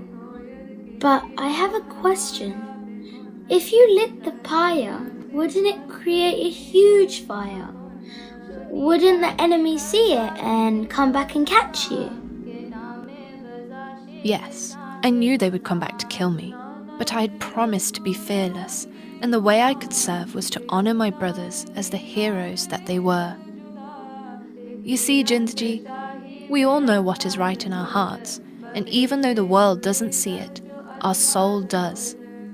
A life of cowardice is not worth much, but life, and even death, with courage, now that is priceless. It's not the life you live, it's the courage you bring to it. Very true. I didn't care if I lived or died. I knew what was right. I lit the pyre and recited Barney properly. Japji Sahib ik onkar satnam karta pur. Though the Mughals perhaps didn't see the beauty of souls being liberated, they did see the flames of the pyre. Whoa, is that smoke? Do you see that? Yes, and it's coming from the direction of Tunkor. Who would dare to pay respect to the Sikhs we just killed? Turn around, men! We will march back and eliminate whoever it is.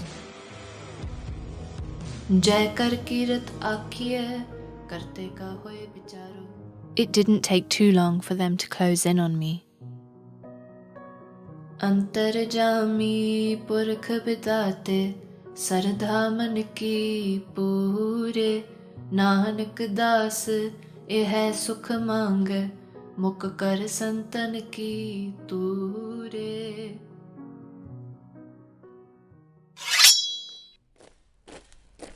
No, it's just a woman.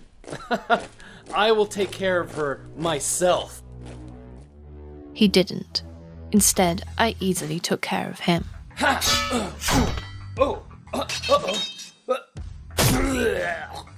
Whoa, it looks like she can fight. But she won't be able to beat me. Ha! Guru gave me strength. I beat the next one, and then several more. I never forgot Guru, even for a moment. I can't describe what it is like to be in an extreme situation while remembering Guru. Being inside of Guruji's power and blessing. I can only say that I knew in my bones it didn't matter what happened. I felt I wasn't alone.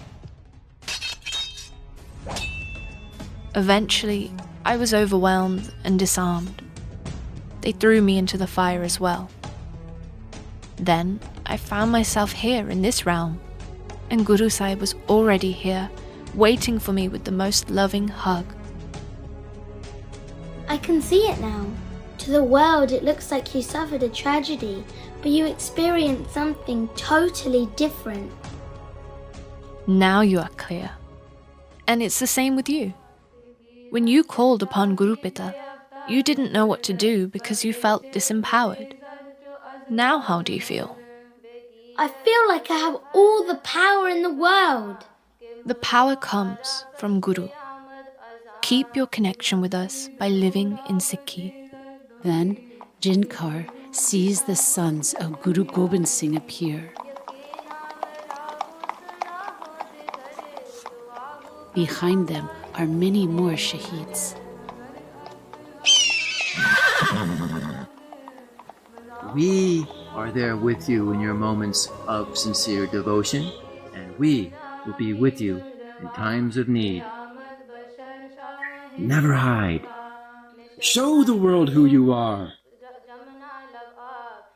I don't think that I can ever fear again. Very good. But if you do ever fear again, then it's time to sing warrior songs. Okay, which song is that? We have many songs. I think this is a good one for us to sing right now. Many speak of courage, speaking cannot give it. It's in the face of death we must live it. When things are down and darkest, that's when we stand tallest. Until the last star falls, we won't give an inch at all. Sons of the Khalsa, remember those who died, stood their ground until their last breath, so we who live now might live free lives.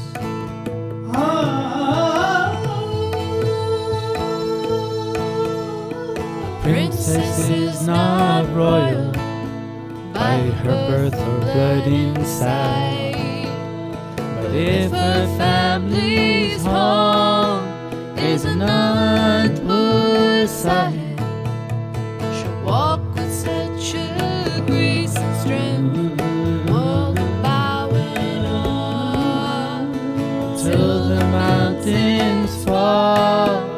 She'll never give an inch at all. Daughters of the Khalsa, in your strength our future lies. Give our children fearless minds to see the world through the Guru's eyes.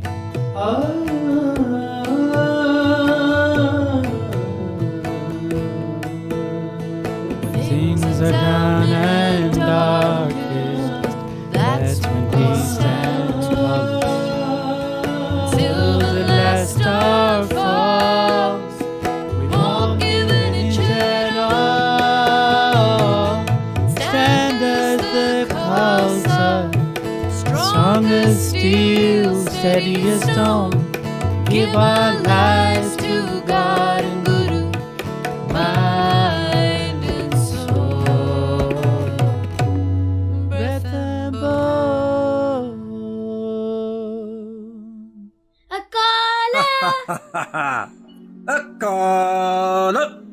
Now, go back to your life. And you'll be there with me. You don't need warriors to join you in this situation. You just need to be a warrior yourself. But we will be there in a time of need as your life goes on. Go now. Do what you have to do. And do it with faith. You shall be protected, and we will be victorious in bringing light to the world. That's the meaning of our Fateh. Waheguru Ji ka Khalsa, Waheguru Ji ki Fateh. And just like that, Jind transports back to school in the middle of the teasing and bullying. Answer me. Why do you have that thing on your head, weirdo? Again, she feels anger and sadness. But this time, she also remembers that she has nothing to fear. She remembers her strength. Your words are like weapons, but I am not afraid of your swords and arrows. Even if your words could kill me, I won't change who I am. I won't change who I am. Whoa, she's more intense than I thought. Jind feels more and more confident as the bullies recognize her strength. I am the daughter of a spiritual king. This on my head, this is my crown. I don't care if there are thousands of you opposing me. I will not give up. I am not going to try to fit in, to be like everybody else, because I was born to stand out. But if you want to be friendly, then we'll have no problem. The girls look at Jinkar in awe. Wow. Well, we've just never seen anyone with that on around here. I mean, besides the bad guys in the movies. You're not watching the right movies. All of my uncles and my dad and my mum also wear the stars. My family works hard and helps the community when they're in need. If you are hungry, you know who to go for help. They'll be wearing the stars. I wear it to remember that I'm not just sweet, I'm also strong. I'm a warrior princess and I'm here to help others. Wow. I didn't know that it had such a deep meaning. Yeah, that actually sounds kind of cool. Yeah, I'm impressed. We judged you wrong. Sorry about that. I wish that we all grow to be strong and sweet women who bring light to the world. I'll be happy to get to know you all, if you want. You seem to know a lot. We'll also like to get to know you better. Would you like to sit with us at lunch today? It would be a great opportunity for us to get to know more about you, and for you to get introduced to our new school. Sure, why not? And all of the girls walk away together with a new understanding.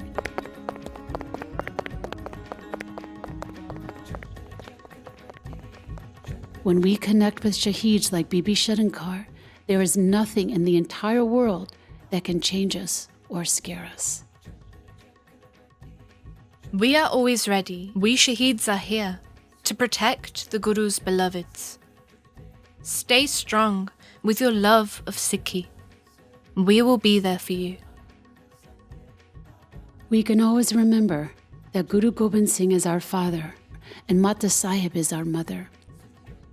ਖੁਸ਼ੀਆਂ ਦੇ ਜਕਾਰੇ ਬੁਲਾਵੇ ਸੋ ਫਤਿਹ ਪਾਵੇ ਸ਼ਹੀਦਾਂ ਸਿੰਘਾਂ ਸਿੰਘਣੀਆਂ ਦੇ ਮਨ ਨੂੰ ਭਾਵੇ ਸਤਿ ਸ੍ਰੀ ਅਕਾਲ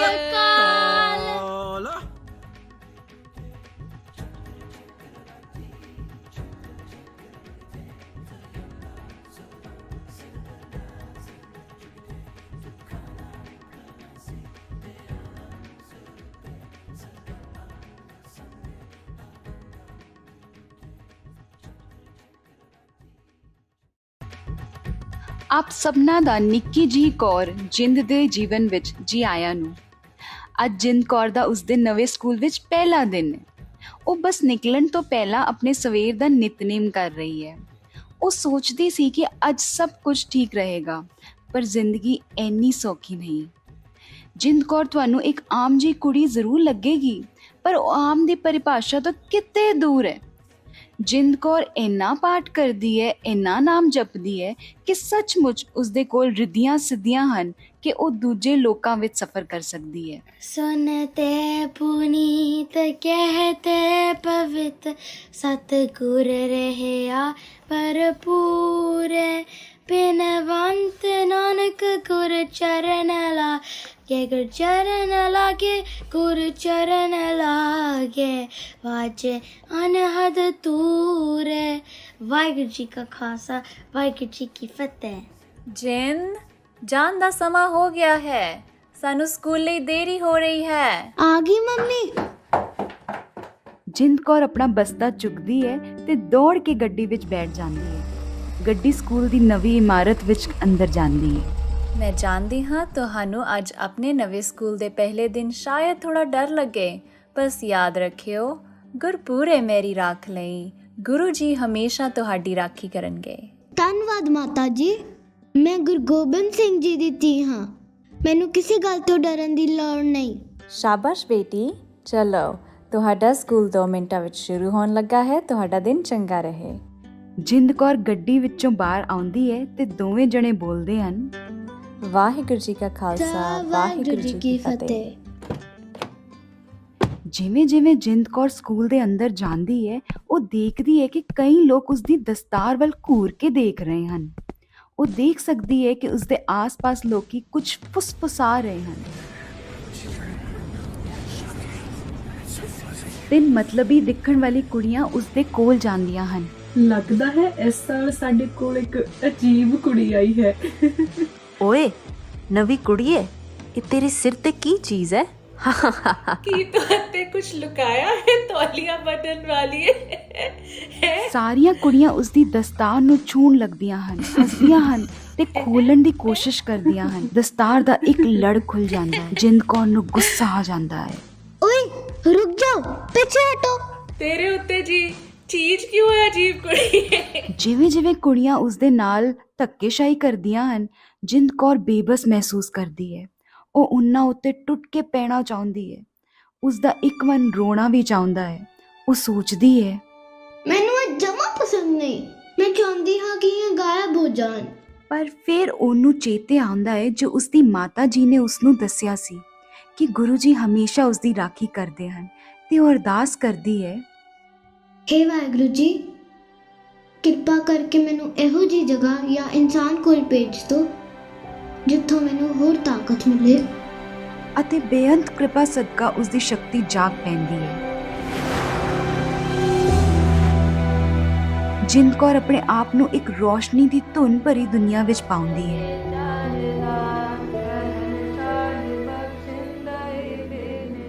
ਮੈਨੂੰ ਇੱਥੇ ਬਹੁਤ ਸ਼ਾਂਤ ਮਹਿਸੂਸ ਹੋ ਰਿਹਾ ਹੈ। ਹੈਰਾਨ ਹੋ ਕੇ ਉਹ ਦੇਖਦੀ ਹੈ ਕਿ ਇਹ ਨੂਰਾਨੀ ਸਿੱਖ ਬੀਬੀ ਉਸ ਦੇ ਸਾਹਮਣੇ ਹੈ। ਤੁਸੀਂ ਕੌਣ ਹੋ ਤੇ ਮੈਂ ਕਿੱਥੇ ਹਾਂ? ਅਸੀਂ ਸ਼ਹੀਦਾਂ ਦੇ ਮੰਡਲ ਵਿੱਚ ਹਾਂ। ਇਹ ਸ਼ਹੀਦ ਕੌਣ ਹੁੰਦੇ ਹਨ? ਸ਼ਹੀਦ ਉਹ ਹੁੰਦੇ ਹਨ ਜੋ ਆਪਣੀ ਅਭਿਲਾਸ਼ਾ ਨਾਲ ਸੱਚ ਦੀ ਖਾਤਰ ਆਪਣੀ ਜਾਨ ਕੁਰਬਾਨ ਕਰ ਦਿੰਦੇ ਹਨ। ਮੇਰਾ ਨਾਮ ਸ਼ਰਨ ਕੌਰ ਹੈ। ਤੁਹਾਡੀ ਤਰ੍ਹਾਂ ਮੈਂ ਵੀ ਗੁਰੂ ਗੋਬਿੰਦ ਸਿੰਘ ਜੀ ਦੀ ਧੀ ਹਾਂ। ਉਹਨਾਂ ਨੇ ਮੈਨੂੰ ਕਿਹਾ ਕਿ ਮੇਰੀ ਕਹਾਣੀ ਤੁਹਾਡੀ ਮਦਦ ਕਰੇਗੀ। ਕੀ ਪਰੇਸ਼ਾਨੀ ਹੈ ਛੋਟੀ ਭੈਣ, ਕੀ ਹੋਇਆ? ਮੈਂ ਪਹਿਲੇ ਦਿਨ ਨਵੇਂ ਸਕੂਲ ਗਈ ਸੀ ਜਿੱਥੇ ਮੇਰੀ ਤਰ੍ਹਾਂ ਦਾ ਕੋਈ ਨਹੀਂ ਦਿਖਦਾ। ਕੁਝ ਕੁੜੀਆਂ ਮੇਰੇ ਕੋਲ ਆਈਆਂ ਤੇ ਮੇਰੀ ਦਸਤਾਰ ਖੋਲ੍ਹਣ ਦੀ ਕੋਸ਼ਿਸ਼ ਕੀਤੀ ਤੇ ਮੇਰਾ ਮਜ਼ਾਕ ਉਡਾਉਣਾ ਸ਼ੁਰੂ ਕਰ ਦਿੱਤਾ। ਮੈਂ ਬਹੁਤ ਦੁਖੀ ਸੀ ਤੇ ਮੈਨੂੰ ਪਤਾ ਨਹੀਂ ਸੀ ਲੱਗਦਾ ਕਿ ਮੈਂ ਕੀ ਕਰਾਂ। ਇਸ ਲਈ ਮੈਂ ਵਾਹਿਗੁਰੂ ਜੀ ਨੂੰ ਕਿਹਾ ਕਿ ਤੁਸੀਂ ਮੈਨੂੰ ਮਾਰਗ ਦਿਖਾਓ। ਆਪ ਜੀ ਦੀ ਕੀ ਕਹਾਣੀ ਹੈ? ਬੀਬੀ ਸ਼ਰਨ ਕੌਰ ਗੰਭੀਰਤਾ ਨਾਲ ਜਿੰਦ ਕੌਰ ਦੀ ਅੱਖਾਂ ਵਿੱਚ ਦੇਖਦੇ ਹਨ ਤੇ ਗੱਲ ਸ਼ੁਰੂ ਕਰਦੇ ਹਨ। ਮੈਂ ਜੰਗ ਦੇ ਸਮੇਂ ਜਿਉਂਦੀ ਸੀ। ਜਿੰਦ ਕੌਰ ਹੁਣ ਆਪਣੇ ਸਾਹਮਣੇ ਆਪਣੀ ਨਵੀਂ ਸਹੇਲੀ ਦੀ ਜ਼ਿੰਦਗੀ ਇਸ ਤਰ੍ਹਾਂ ਦੇਖ ਸਕਦੀ ਹੈ ਜਿਵੇਂ ਕਿ ਉਹ ਟੀਵੀ ਤੇ ਆ ਰਹੀ ਹੋਵੇ। ਜਦੋਂ ਮੈਂ 16 ਸਾਲਾਂ ਦੀ ਸੀ, ਉਦੋਂ ਗੁਰੂ ਗੋਬਿੰਦ ਸਿੰਘ ਜੀ ਨੇ ਅਨੰਦਪੁਰ ਛੱਡਿਆ ਸੀ ਤੇ ਦੁਸ਼ਮਣਾਂ ਦੀ ਫੌਜ ਨੇ ਨਿਸ਼ਚਾ ਕਰ ਲਿਆ ਸੀ ਕਿ ਉਹ ਸਾਨੂੰ ਸਿੱਖਾਂ ਨੂੰ ਇਸ ਧਰਤੀ ਤੋਂ ਮਿਟਾ ਦੇਣਗੇ ਅਤੇ ਗੁਰੂ ਸਾਹਿਬ ਜੀ ਨੂੰ ਵੀ ਮਾਰ ਦੇਣਗੇ। ਖਤਮ ਕਰ ਦਿਓ ਇਹਨਾਂ ਨੂੰ। ਗੁਰੂ ਜੀ ਉਹਨਾਂ ਦੇ ਵੱਡੇ ਸਾਹਿਬਜ਼ਾਦੇ ਬਾਬਾ ਅਜੀਤ ਸਿੰਘ ਜੀ ਤੇ ਬਾਬਾ ਜੁਝਾਰ ਸਿੰਘ ਜੀ ਅਤੇ ਕੁਝ ਦਰਜਨ ਖਾਲਸੇ ਨੇੜੇ ਦੇ ਇੱਕ ਸ਼ਹਿਰ ਵਿੱਚ ਜਾ ਪਹੁੰਚੇ। ਉਹ ਸਭ ਇੱਕ ਕਿਲੇ ਵਿੱਚ ਸਨ ਜਿਸ ਦਾ ਨਾਮ ਸੀ ਚਮਕੌਰ, ਅਤੇ ਸ਼ਾਹੀ ਫੌਜਾਂ ਜਿਨ੍ਹਾਂ ਵਿੱਚ ਲੱਖਾਂ ਦੀ ਗਿਣਤੀ ਵਿੱਚ ਸਿਪਾਹੀ ਸਨ। ਉਹਨਾਂ ਨੇ ਕਿਲੇ ਨੂੰ ਚਾਰੇ ਪਾਸੋਂ ਘੇਰਾ ਪਾਇਆ ਹੋਇਆ ਸੀ। ਇਹ ਸਭ ਅੱਗ ਦੇ ਸਮੁੰਦਰ ਵਿੱਚ ਸ਼ਾਂਤੀ ਦੇ ਟਾਪੂ ਵਾਂਗ ਜਾਪਦਾ ਸੀ। ਸਤਿ ਸ਼੍ਰੀ ਅਕਾਲ। ਪੰਜਾਂ ਦੇ ਸਮੂਹ ਵਿੱਚ ਖਾਲਸਾ ਆਪਣੇ ਗੁਰੂ ਅੱਗੇ ਸ਼ਹੀਦ ਹੋਣ ਦੀ ਦਾਤ ਦੀ ਬੇਨਤੀ ਕਰਦਾ ਹੈ। ਗੁਰੂ ਸਾਹਿਬ ਜੀ ਅਗਲੀ ਸੇਵਾ ਸਾਡੀ ਲਗਾਓ ਜੀ। ਸਾਨੂੰ ਸ਼ਹੀਦੀ ਦੀ ਦਾਤ ਬਖਸ਼ੋ ਜੀ, ਤਾਂ ਜੋ ਅਸੀਂ ਇਸ ਜੀਵਨ ਦੇ ਅਸਲ ਮੰਤਵ ਧਰਮ ਦੀ ਜੰਗ ਖਾਤਰ ਲੜ ਸਕੀਏ ਤੇ ਫਤਿਹ ਪ੍ਰਾਪਤ ਕਰ ਸਕੀਏ। ਫਿਰ ਗੁਰੂ ਸਾਹਿਬ ਨੇ ਕਿਹਾ, ਤੁਹਾਡੇ ਉੱਪਰ ਬੇਅੰਤ ਕਿਰਪਾ ਹੈ, ਇੱਕ ਖਿੰਡ ਲਈ ਵੀ ਡਰਿਓ ਨਾ ਤੇ ਤੁਸੀਂ ਸਿੱਧਾ ਗੁਰੂ ਨਾਨਕ ਦੀ ਝੋਲੀ ਵਿੱਚ ਜਾ ਵਸੋਗੇ। ਧਿਆਨ ਰੱਖਿਓ, ਕਦੇ ਵੀ ਪਿੱਠ ਨਹੀਂ ਦਿਖਾਉਣੀ। ਜਿਵੇਂ ਮੀਂਹ ਦਾ ਪਾਣੀ ਤੇਜ਼ੀ ਨਾਲ ਕਿਸੇ ਤਾਲ 'ਚ ਡਿੱਗਦਾ ਹੈ, ਤਿਵੇਂ ਖਾਲਸਾ ਬੇਖੌਫ ਮੈਦਾਨ ਵਿੱਚ ਉਤਰਿਆ ਤੇ ਅਕਾਲ ਪੁਰਖ ਵਿੱਚ ਸਮਾ ਗਿਆ। ਉਹਨਾਂ ਦੀਆਂ ਆਤਮਾ ਸਵਰਗਾਂ ਵਿੱਚ ਇੱਦਾਂ ਚਲੀਆਂ ਗਈਆਂ ਜਿਵੇਂ ਇੱਕ ਚਿੜੀ ਆਕਾਸ਼ ਵਿੱਚ। ਮੇਰਾ ਹਿਰਦਾ ਇਹ ਖੂਬਸੂਰਤੀ ਦੇਖ ਗਲਬਾ ਗਿਆ। ਮੈਂ ਇਹੀ ਅਰਦਾਸ ਕਰਦੀ ਰਹੀ ਕਿ ਮੈਂ ਵੀ ਉਹਨਾਂ ਵਾਂਗ ਹੀ ਹੋ ਜਾਵਾਂ। ਮੇਰੀ ਸਿਰਫ ਇੱਕ ਇੱਛਾ ਸੀ, ਉਹਨਾਂ ਨਾਲ ਕਿਲੇ ਵਿੱਚ ਹੋਣਾ। ਮੈਂ ਅਕਾਲ ਪੁਰਖ ਨਾਲ ਵਾਅਦਾ ਕੀਤਾ ਸੀ ਕਿ ਮੈਂ ਵੀ ਇਹਨਾਂ ਵਾਂਗ ਨਿਰਭੈ ਹੋਵਾਂਗੀ। ਹੇ ਮੇਰੇ ਪਿਤਾ ਜੀ ਗੁਰੂ ਗੋਬਿੰਦ ਸਿੰਘ ਜੀ, ਮੈਂ ਕੇਵਲ ਇੱਕ ਪਾਸੇ ਬੈਠ ਕੇ ਇਹ ਸਭ ਨਹੀਂ ਦੇਖ ਸਕਦੀ। ਕਿਰਪਾ ਕਰੋ, ਮੈਨੂੰ ਵੀ ਆਪਣੇ ਪੁੱਤਾਂ ਵਾਂਗ ਸ਼ਹੀਦੀ ਦੀ ਦਾਤ ਬਖਸ਼ੋ ਜੀ। ਮੈਂ ਆਪਣੇ ਅੰਦਰ ਇੱਕ ਕੋਮਲ ਜਿਹੀ ਆਵਾਜ਼ ਸੁਣੀ, ਮੈਨੂੰ ਤੁਹਾਡੇ ਉੱਤੇ ਮਾਣ ਹੈ ਮੇਰੀ ਪਿਆਰੀ ਧੀਏ, ਤਿਆਰ ਰਹੋ, ਤੁਸੀਂ ਮੈਨੂੰ ਛੇਤੀ ਹੀ ਮਿਲੋਗੇ। ਮੈਂ ਜਾਣਦੀ ਸੀ ਉਹ ਆਵਾਜ਼ ਕਿਸ ਦੀ ਸੀ। ਮੈਨੂੰ ਇਉਂ ਮਹਿਸੂਸ ਹੋਇਆ ਜਿਵੇਂ ਮੈਂ ਪੂਰੀ ਦੁਨੀਆ ਦੀ ਰਾਣੀ ਹੋਵਾਂ। ਗੁਰੂ ਪਿਤਾ ਜੀ ਤੇ ਕੁਝ ਸਿੱਖ ਜੋ ਰਹਿ ਗਏ ਸਨ, ਦੂਜੀ ਥਾਂ ਕੂਚ ਕਰ ਗਏ। ਦੁਸ਼ਮਣ ਉਹਨਾਂ ਨੂੰ ਕਦੇ ਵੀ ਫੜ ਨਾ ਸਕੇ। ਅੰਤ ਵਿੱਚ ਬੇਅੰਤ ਖਾਲਸੇ ਜੰਗ ਦੇ ਮੈਦਾਨ ਵਿੱਚ ਲੜਦੇ ਹੋਏ ਸ਼ਹੀਦੀ ਮੰਡਲਾਂ ਵਿੱਚ ਪਹੁੰਚ ਗਏ। ਮੈਨੂੰ ਉਦੋਂ ਹੀ ਪਤਾ ਲੱਗਾ ਕਿ ਮੈਂ ਹੁਣ ਕੀ ਕਰ ਸਕਦੀ ਸੀ। ਮੈਂ ਉਹਨਾਂ ਸ਼ਹੀਦਾਂ ਦੀ ਦੇਹ ਨੂੰ ਸਤਿਕਾਰ ਸਹਿਤ ਅਗਨ ਭੇਟ ਸਕਦੀ ਸੀ।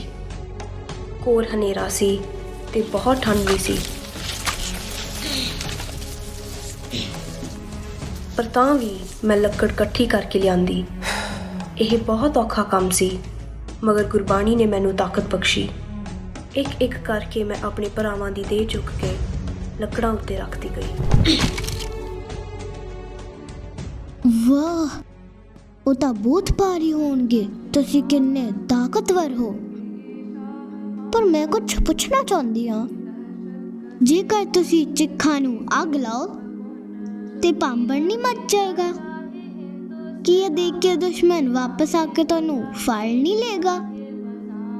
ਹਾਂਜੀ, ਮੈਂ ਜਾਣਦੀ ਸੀ ਕਿ ਉਹ ਦੁਬਾਰਾ ਮੈਨੂੰ ਮਾਰਨ ਲਈ ਵਾਪਸ ਜ਼ਰੂਰ ਆਉਣਗੇ, ਪਰ ਮੈਂ ਨਿਰਭੈ ਰਹਿਣ ਦਾ ਵਾਅਦਾ ਕੀਤਾ ਸੀ ਅਤੇ ਉਹ ਵਾਅਦਾ ਨਿਭਾਉਣ ਦੇ ਲਈ ਮੈਂ ਇਹੀ ਕਰ ਸਕਦੀ ਸੀ ਕਿ ਆਪਣੇ ਭਰਾਵਾਂ ਦੀ ਸੇਵਾ ਕਰਕੇ ਉਹਨਾਂ ਨੂੰ ਉਹੀ ਮਾਣ ਦੇ ਸਕਾਂ ਜਿਹੋ ਜਿਹੇ ਬਹਾਦਰ ਯੋਧੇ ਉਹ ਸਨ।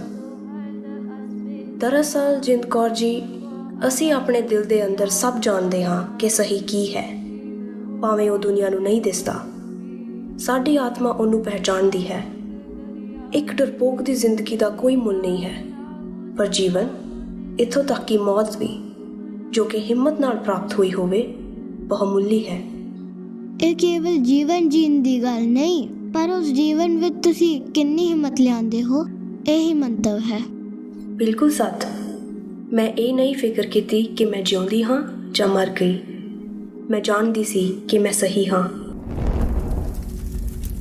ਮੈਂ ਚਿਖਾ ਨੂੰ ਜਲਾਇਆ ਅਤੇ ਸਤਿਕਾਰ ਸਹਿਤ ਬਾਣੀ ਦਾ ਪਾਠ ਕੀਤਾ। ਜਪਜੀ ਸਾਹਿਬ, ਇੱਕ ਓੰਕਾਰ ਸਤਨਾਮ ਕਰਤਾ ਗੁਰ, ਨਿਰਭਉ ਨਿਰਵੈਰ ਕਾਲ ਮੂਰਤ, ਅਜੂਨੀ ਸੈਭੰ ਗੁਰ ਪ੍ਰਸਾਦ। ਮੁਗਲਾਂ ਨੂੰ ਭਾਵੇਂ ਇਹ ਨਾ ਦਿਸਦਾ ਹੋਵੇ ਕਿ ਕਿੰਨੀਆਂ ਸੋਹਣੀਆਂ ਰੂਹਾਂ ਆਜ਼ਾਦ ਹੋ ਰਹੀਆਂ ਸਨ, ਉਹਨਾਂ ਨੂੰ ਇਹ ਜ਼ਰੂਰ ਦਿਸਿਆ ਹੋਵੇਗਾ ਕਿ ਅੱਗ ਕਿੰਨੀ ਭਖ ਰਹੀ ਹੈ। ਉਹ ਤੇਰੀ, ਤੈਨੂੰ ਉਹ ਧੂਆਂ ਦਿਖ ਰਿਹਾ ਹੈ? ਹਾਂ, ਤੇ ਉਹ ਚਮਕੌਰ ਦੀ ਤਰਫ ਤੋਂ ਆ ਰਿਹਾ ਹੈ। ਜਿਹੜਾ ਕੋਈ ਸਿੱਖਾਂ ਨੂੰ ਮਾਣ ਦੇਣ ਦੀ ਹਿੰਮਤ ਕਰੇਗਾ, ਸਾਡੇ ਹੱਥੋਂ ਮਾਰਿਆ ਜਾਏ। ਵਾਪਸ ਮੁੜੋ, ਅਸੀਂ ਵਾਪਸ ਜਾਵਾਂਗੇ ਤੇ ਇਹ ਜੋ ਵੀ ਹੈ ਉਹਨੂੰ ਮਾਰ ਮੁਕਾਵਾਂਗੇ। ਜੈ ਕਾ ਕੀਰਤ ਆਖੀਐ, ਕਰਤੇ ਕਾ ਹੋਏ ਵਿਚਾਰੋ, ਤਿਤਕਰ ਗਾਵੋ ਸੋਹਿਲਾ ਸਿਵਰੋ ਸਿਰਜਣਹਾਰ। ਉਹਨਾਂ ਨੂੰ ਮੈਨੂੰ ਘੇਰਾ ਪਾਉਣ ਨੂੰ ਜ਼ਿਆਦਾ ਸਮਾਂ ਨਾ ਲੱਗਿਆ। ਅੰਤਰਜਾਮੀ ਪੁਰਖ ਵਿਦਾਤੇ ਸਰਦਾ ਮਨ ਕੀ ਪੂਰੇ। ਨਾਨਕ ਦਾਸ ਇਹ ਸੁਖ ਮੰਗੈ ਮੋਕੋ ਕਰ ਸੰਤਨ ਕੀ ਤੂਰੇ। ਬਸ ਇੱਕ ਔਰਤ ਹੈ, ਹਾਂ ਇਹਦੇ ਨਾਲ ਤਾਂ ਮੈਂ ਇਕੱਲਾ ਨਿਪਟ ਲਵਾਂਗਾ। ਉਹ ਨਾ ਨਿਪਟਾ ਸਕਿਆ, ਬਲਕਿ ਮੈਂ ਹੀ ਜਲਦੀ ਨਾਲ ਉਹਨੂੰ ਨਿਪਟਾ ਦਿੱਤਾ।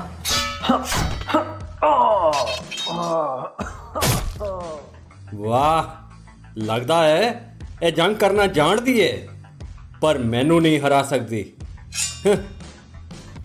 ਗੁਰੂ ਸਾਹਿਬ ਜੀ ਨੇ ਆਪ ਮੈਨੂੰ ਬਲ ਬਖਸ਼ਿਆ।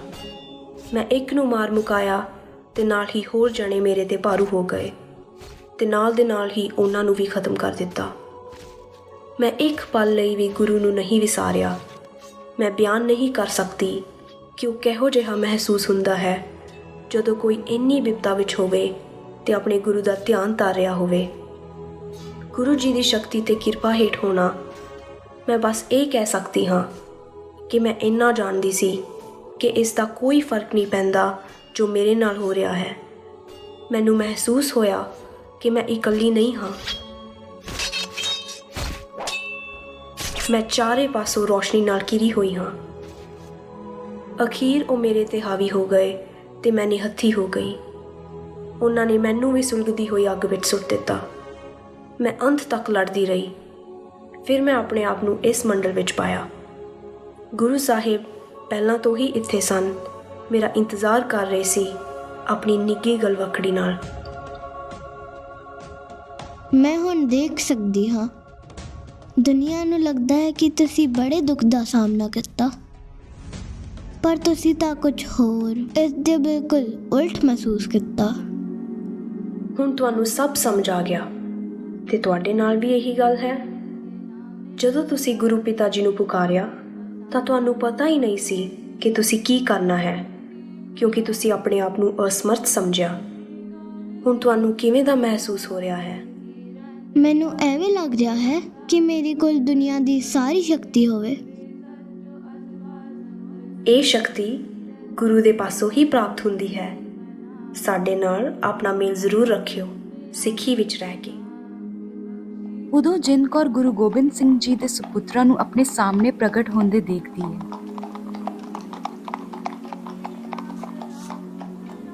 ਉਹਨਾਂ ਦੇ ਪਿੱਛੇ ਹੋਰ ਵੀ ਕਾਫੀ ਸ਼ਹੀਦ ਸਿੰਘ ਹਨ।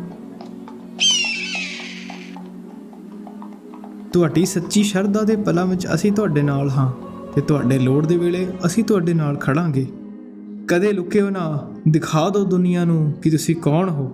ਮੈਨੂੰ ਨਹੀਂ ਲੱਗਦਾ ਕਿ ਮੈਂ ਦੁਬਾਰਾ ਕਰਰੀ ਦਰਾਂਗੀ। ਹਾ ਸ਼ਾਬਾਸ਼। ਪਰ ਜੇ ਤੁਹਾਨੂੰ ਕਦੇ ਡਰ ਲੱਗੇ ਵੀ, ਉਦੋਂ ਸਮਾਂ ਹੈ ਯੋਧਿਆਂ ਦੀਆਂ ਵਾਰਾਂ ਗਾਉਣ ਦਾ। ਅੱਛਾ, ਉਹ ਕਿਹੜੀ ਵਾਰ ਹੈ? ਸਾਡੇ ਕੋਲ ਬਹੁਤ ਸਾਰੀਆਂ ਵਾਰਾਂ ਨੇ। ਮੈਨੂੰ ਲੱਗਦਾ ਹੈ ਇਸ ਸਮੇਂ ਇਹ ਵਾਰ ਸਾਡੇ ਗਾਉਣ ਦੇ ਲਈ ਬਿਲਕੁਲ ਠੀਕ ਹੈ। Many speak of courage, speaking cannot give it. It's in the face of death that we must live it. When things are down and darkest, that's when we stand tallest. Until the last star falls, we won't give an inch at all. Sons of the Khalsa, remember those who died, stood their ground until their last breath, so we who live now might live free lives.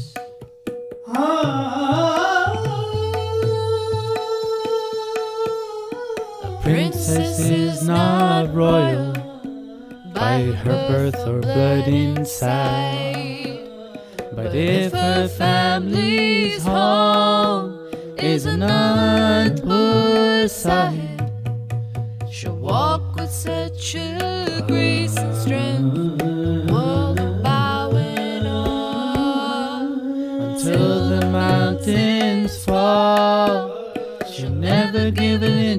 at all. Daughters of the Khalsa, in your strength our future lies. Give our children fearless minds to see the world through the Guru's eyes.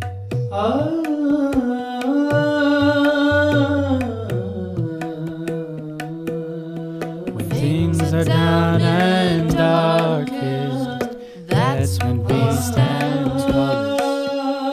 Until the last star falls, we won't give an inch at all. Stand as the Khalsa, strong as steel, steady as stone. Give our lives to God and Guru, mind and soul, breath and bone. ਅਕਾਲ ਆਹਾਹਾ ਅਕਾਲ ਹੁਣ ਆਪਣੇ ਜੀਵਨ ਵਿੱਚ ਵਾਪਸ ਚਲੇ ਜਾਓ। ਤੇ ਕੀ ਤੁਸੀਂ ਮੇਰੇ ਨਾਲ ਚੱਲੋਗੇ? ਤੁਹਾਨੂੰ ਇਸ ਸਮੇਂ ਵਿੱਚ ਯੋਧਿਆਂ ਦੀ ਲੋੜ ਨਹੀਂ, ਤੁਹਾਨੂੰ ਖੁਦ ਇਸ ਸਮੇਂ ਯੋਧਾ ਬਣਨ ਦੀ ਲੋੜ ਹੈ। ਪਰ ਅਸੀਂ ਸਦਾ ਆਪ ਜੀ ਨਾਲ ਆਪਦੇ ਜੀਵਨ ਕਾਲ ਦੌਰਾਨ ਰਵਾਂਗੇ। ਚਲੋ ਉਹ ਕਰੋ ਜੋ ਤੁਹਾਨੂੰ ਇਸ ਵਕਤ ਕਰਨ ਦੀ ਲੋੜ ਹੈ ਤੇ ਉਹਨੂੰ ਪੂਰੀ ਸ਼ਰਧਾ ਨਾਲ ਕਰੋ। ਤੁਹਾਡੀ ਰਾਖੀ ਸਦਾ ਹੋਵੇਗੀ ਤੇ ਅਸੀਂ ਦੁਨੀਆ ਵਿੱਚ ਰੁਸ਼ਨਾਈ ਕਰਨ ਵਿੱਚ ਫਤਿਹ ਜ਼ਰੂਰ ਪਾਵਾਂਗੇ। ਇਹੀ ਤੇ ਸਾਡੀ ਫਤਿਹ ਦਾ ਅਰਥ ਹੈ। ਵਾਹਿਗੁਰੂ ਜੀ ਕਾ ਖਾਲਸਾ, ਵਾਹਿਗੁਰੂ ਜੀ ਕੀ ਫਤਿਹ। ਤੇ ਬਸ ਇਸੇ ਤਰ੍ਹਾਂ ਜਿੰਦ ਕੌਰ ਵਾਪਸ ਆਪਣੇ ਸਕੂਲ ਪਹੁੰਚ ਜਾਂਦੀ ਹੈ, ਜਿੱਥੇ ਉਸਦੇ ਨਾਲ ਛੇੜਛਾੜ ਤੇ ਧੱਕੇਸ਼ਾਹੀ ਹੋ ਰਹੀ ਹੁੰਦੀ ਹੈ। ਤੇਰੇ ਉੱਤੇ ਜੀ ਚੀਜ਼ ਕਿਉਂ ਹੈ ਅਜੀਬ ਕੁੜੀ? ਇੱਕ ਵਾਰ ਫਿਰ ਉਸਨੂੰ ਗੁੱਸਾ ਤੇ ਨਿਰਾਸ਼ਾ ਮਹਿਸੂਸ ਹੁੰਦੀ ਹੈ, ਪਰ ਇਸ ਸਮੇਂ ਉਹ ਇਹ ਵੀ ਯਾਦ ਕਰਦੀ ਹੈ ਕਿ ਉਸਨੂੰ ਡਰਨ ਦੀ ਕੋਈ ਲੋੜ ਹੀ ਨਹੀਂ ਹੈ। ਉਹ ਆਪਣੀ ਸ਼ਕਤੀ ਨੂੰ ਚੇਤੇ ਕਰਦੀ ਹੈ। ਤੁਹਾਡੇ ਸ਼ਬਦ ਹਥਿਆਰਾਂ ਵਰਗੇ ਹਨ, ਪਰ ਮੈਂ ਤੁਹਾਡੇ ਤੀਰਾਂ ਤੇ ਤਲਵਾਰਾਂ ਤੋਂ ਨਹੀਂ ਡਰਦੀ। ਜੇਕਰ ਤੁਹਾਡੇ ਸ਼ਬਦ ਮੈਨੂੰ ਮਾਰ ਵੀ ਦੇਣਗੇ, ਫਿਰ ਵੀ ਮੈਂ ਆਪਣੇ ਹੋਂਦ ਤੇ ਸੱਚਾਈ ਤੋਂ ਨਹੀਂ ਡੁੱਲਾਂਗੀ। ਓਏ, ਇਹ ਤਾਂ ਕਾਫੀ ਗੰਭੀਰ ਹੈ, ਜਿੰਨਾ ਮੈਂ ਸੋਚਿਆ ਵੀ ਨਹੀਂ ਸੀ। ਜਿੰਦ ਕੌਰ ਨੂੰ ਹੋਰ ਆਤਮ ਵਿਸ਼ਵਾਸ ਮਹਿਸੂਸ ਹੁੰਦਾ ਹੈ, ਜਿਵੇਂ ਜਿਵੇਂ ਉਸ ਨਾਲ ਧੱਕੇਸ਼ਾਹੀ ਕਰਨ ਵਾਲਿਆਂ ਨੂੰ ਉਸਦੀ ਸ਼ਕਤੀ ਦਾ ਅਹਿਸਾਸ ਹੁੰਦਾ ਹੈ। ਮੈਂ ਇੱਕ ਅਧਿਆਤਮਕ ਰਾਜੇ ਦੀ ਧੀ ਹਾਂ ਤੇ ਇਹ ਜੋ ਮੇਰੇ ਸਿਰ ਤੇ ਹੈ, ਇਹ ਮੇਰਾ ਤਾਜ ਹੈ। ਮੈਨੂੰ ਕੋਈ ਫਰਕ ਨਹੀਂ ਪੈਂਦਾ ਜੇ ਤੁਹਾਡੇ ਵਰਗੇ ਹਜ਼ਾਰਾਂ ਮੇਰਾ ਵਿਰੋਧ ਕਰਦੇ ਹਨ। ਮੈਂ ਹਾਰਾਂਗੀ ਨਹੀਂ। ਮੈਂ ਸਭ ਨਾਲ ਮਿਲ ਜਾਣ ਦੀ ਕੋਸ਼ਿਸ਼ ਬਿਲਕੁਲ ਨਹੀਂ ਕਰਾਂਗੀ, ਕਿਉਂਕਿ ਮੈਂ ਪੈਦਾ ਹੀ ਵੱਖਰੀ ਦਿਸਣ ਲਈ ਹੋਈ ਹਾਂ। ਪਰ ਜੇ ਤੁਸੀਂ ਮੇਰੇ ਨਾਲ ਦੋਸਤੀ ਕਰਨਾ ਚਾਹੋ, ਉਸ ਵਿੱਚ ਕੋਈ ਦਿੱਕਤ ਨਹੀਂ। ਕੁੜੀਆਂ ਜਿੰਦ ਕੌਰ ਵੱਲ ਅਚੰਭੇ ਨਾਲ ਵੇਖਦੀਆਂ ਹਨ। ਠੀਕ ਹੈ, ਵਾਹ, ਦਰਅਸਲ ਅਸੀਂ ਕਦੇ ਕਿਸੇ ਨੂੰ ਇਦਾਂ ਨਹੀਂ ਵੇਖਿਆ। ਮੇਰਾ ਮਤਲਬ ਕੇਵਲ ਕੁਝ ਗੁੰਡੇ ਜੋ ਫਿਲਮਾਂ ਵਿੱਚ ਹੁੰਦੇ ਹਨ ਹੈ। ਤੁਸੀਂ ਫਿਰ ਸਹੀ ਫਿਲਮਾਂ ਨਹੀਂ ਦੇਖ ਰਹੇ। ਮੇਰੇ ਚਾਚੇ ਤਾਏ ਤੇ ਮੰਮੀ ਪਾਪਾ ਵੀ ਦਸਤਾਰ ਸਜਾਉਂਦੇ ਹਨ। ਮੇਰਾ ਪਰਿਵਾਰ ਮਿਹਨਤ ਕਰਦਾ ਹੈ ਤੇ ਲੋੜਵੰਦਾਂ ਦੀ ਮਦਦ ਵੀ ਕਰਦਾ ਹੈ। ਜੇਕਰ ਤੁਸੀਂ ਭੁੱਖੇ ਹੋ, ਤੁਹਾਨੂੰ ਪਤਾ ਹੈ ਤੁਹਾਨੂੰ ਕਿਹਦੇ ਕੋਲ ਜਾਣਾ ਹੈ। ਉਹਨਾਂ ਨੇ ਦਸਤਾਰਾਂ ਸਜਾਈਆਂ ਹੋਣਗੀਆਂ। ਮੈਂ ਇਸ ਕਰਕੇ ਦਸਤਾਰ ਸਜਾਉਂਦੀ ਹਾਂ ਤਾਂ ਕਿ ਮੈਂ ਵਾਰ-ਵਾਰ ਆਪਣੇ ਆਪ ਨੂੰ ਚੇਤੇ ਕਰਵਾ ਸਕਾਂ ਕਿ ਮੈਂ ਕੋਮਲ ਨਹੀਂ, ਬਲਕਿ ਬਹੁਤ ਬਲਵਾਨ ਵੀ ਹਾਂ। ਮੈਂ ਇੱਕ ਯੋਧਾ ਵੀ ਹਾਂ ਤੇ ਇੱਕ ਸ਼ਹਿਜ਼ਾਦੀ ਵੀ ਹਾਂ, ਤੇ ਮੈਂ ਇੱਥੇ ਹੋਰਾਂ ਦੀ ਮਦਦ ਕਰਨ ਲਈ ਹਾਂ। ਵਾਹ, ਸਾਨੂੰ ਨਹੀਂ ਪਤਾ ਸੀ ਕਿ ਇਸ ਦਾ ਕਿੰਨਾ ਗੂੜਾ ਅਰਥ ਹੈ। ਹਾਂ, ਇਹ ਤੇ ਅਸਲ ਵਿੱਚ ਬਹੁਤ ਵਧੀਆ ਜਾਪਦਾ ਹੈ। ਹਾਂ, ਮੈਂ ਤੇ ਬਹੁਤ ਪ੍ਰਭਾਵਿਤ ਹੋਈ ਹਾਂ। ਅਸੀਂ ਤੁਹਾਨੂੰ ਗਲਤ ਪਰਖਿਆ। ਮੈਂ ਅਰਦਾਸ ਕਰਦੀ ਹਾਂ ਕਿ ਅਸੀਂ ਕੋਮਲ ਤੇ ਸ਼ਕਤੀਸ਼ਾਲੀ ਔਰਤਾਂ ਬਣੀਏ ਜੋ ਇਸ ਦੁਨੀਆ ਨੂੰ ਰੋਸ਼ਨ ਕਰ ਦੇਣ। ਮੈਂ ਤੁਹਾਨੂੰ ਜਾਣ ਕੇ ਬਹੁਤ ਖੁਸ਼ ਹੋਵਾਂਗੀ ਜੇ ਤੁਸੀਂ ਚਾਹੋ। ਇਹੋ ਜਾਪਦਾ ਹੈ ਤੁਹਾਨੂੰ ਵੀ ਬਹੁਤ ਕੁਝ ਜਾਣਕਾਰੀ ਹੈ। ਅਸੀਂ ਵੀ ਤੁਹਾਡੇ ਬਾਰੇ ਹੋਰ ਜਾਣਨਾ ਚਾਹਾਂਗੇ। ਕੀ ਅੱਜ ਤੁਸੀਂ ਖਾਣੇ ਲਈ ਸਾਡੇ ਨਾਲ ਬੈਠਣਾ ਪਸੰਦ ਕਰੋਗੇ? ਹਾਂਜੀ, ਕਿਉਂ ਨਹੀਂ। ਤੇ ਸਾਰੀਆਂ ਕੁੜੀਆਂ ਹੁਣ ਇੱਕ ਨਵੀਂ ਸੋਚ ਨਾਲ ਅੱਗੇ ਵਧਦੀਆਂ ਹਨ। ਜਦੋਂ ਅਸੀਂ ਬੀਬੀ ਸ਼ਰਨ ਕੌਰ ਵਰਗੇ ਸ਼ਹੀਦਾਂ ਨਾਲ ਜੁੜਦੇ ਹਾਂ, ਪੂਰੀ ਕਾਇਨਾਤ ਵਿੱਚ ਐਸਾ ਕੁਝ ਨਹੀਂ ਜੋ ਸਾਨੂੰ ਬਦਲ ਸਕੇ ਜਾਂ ਡਰਾ ਸਕੇ। ਅਸੀਂ ਹਮੇਸ਼ਾ ਲੋੜ ਪੈਣ ਤੇ ਅੰਗ ਸੰਗ ਸਹਾਈ ਹੁੰਦੇ ਹਾਂ। ਅਸੀਂ ਸ਼ਹੀਦ ਇੱਥੇ ਗੁਰੂ ਦੇ ਪਿਆਰਿਆਂ ਦੀ ਰਾਖੀ ਲਈ ਸਦਾ ਮੌਜੂਦ ਹਾਂ। ਆਪਣੇ ਸਿੱਖੀ ਦੇ ਪ੍ਰੇਮ ਲਈ ਸਦਾ ਦ੍ਰਿੜ ਰਹੋ ਤੇ ਅਸੀਂ ਵੀ ਤੁਹਾਡੇ ਨਾਲ ਰਵਾਂਗੇ। ਅਸੀਂ ਇਹ ਹਮੇਸ਼ਾ ਯਾਦ ਰੱਖ ਸਕਦੇ ਹਾਂ ਕਿ ਗੁਰੂ ਗੋਬਿੰਦ ਸਿੰਘ ਜੀ ਸਾਡੇ ਪਿਤਾ ਹਨ ਤੇ ਮਾਤਾ ਸਾਹਿਬ ਕੌਰ ਜੀ ਸਾਡੇ ਮਾਤਾ ਜੀ ਹਨ। ਖੁਸ਼ੀਆਂ ਦੇ ਜੈਕਾਰੇ ਗਜਾਵੇ ਸੋ ਫਤਿਹ ਪਾਵੇ, ਸ਼ਹੀਦਾਂ ਸਿੰਘਾਂ ਸਿੰਘਣੀਆਂ ਦੇ ਮਨ ਨੂੰ ਭਾਵੇ। ਸਤਿ ਸ਼੍ਰੀ ਅਕਾਲ।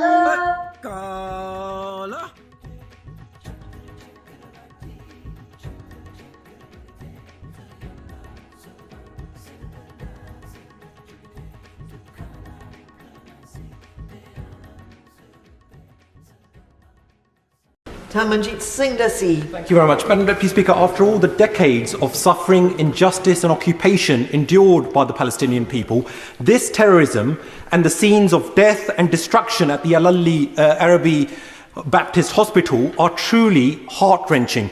Those responsible must be held to account. International law must be adhered to. In Gaza. So we will not rest. We will not rest.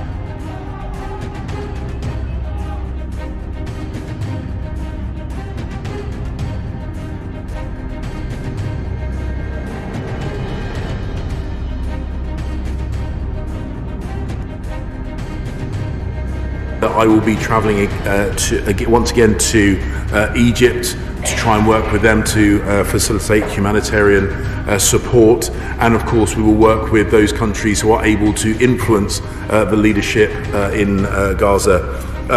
So we will not rest. We will not rest.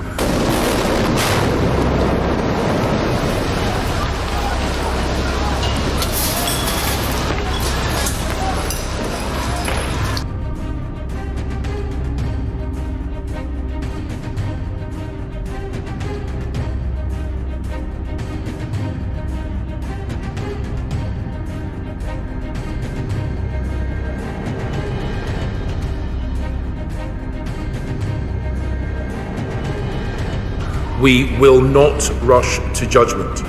The whole House will understand that pointing fingers prematurely only fuels regional instability and upsets community cohesion here in the UK.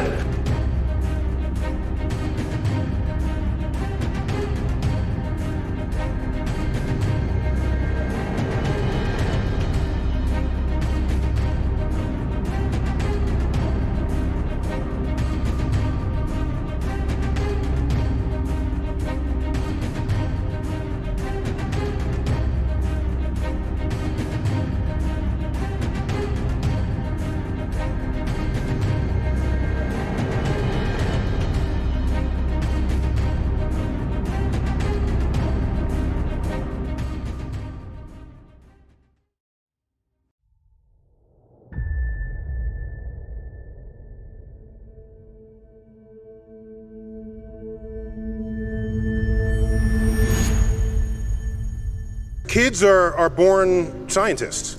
They're always turning over rocks and plucking petals off of flowers. They're always doing things that by and large are destructive.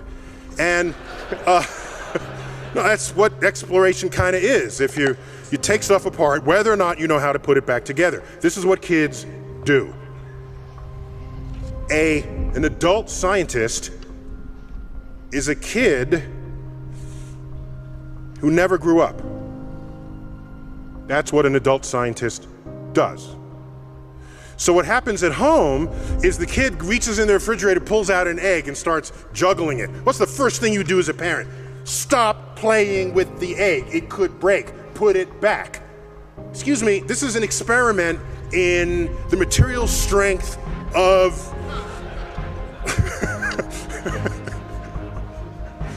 Let the kid find out that when it drops, it breaks. This is a physics experiment. Rapidly turned into a biology experiment, okay? The yolk oozes out. You say, hey, that becomes a chickie one day, okay? Wait, how does this gooey yolk become a chicken? Well, that's biology. Check that out. And what did the egg cost you? 20 cents? President of Harvard once said, if you think education is expensive, you should try the cost of ignorance.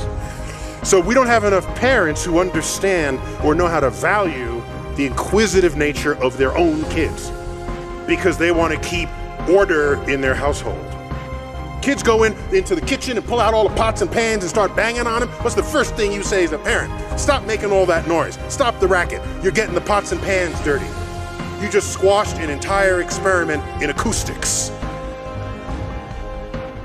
So, I'm not worried about kids. People say, what can I do to get my kids interested in science? They're already interested in science. You're the one who's the problem. Almost my entire professional energy is focused on adults because they outnumber kids. They vote, they run the world, they wield opportunities. Kids will be fine.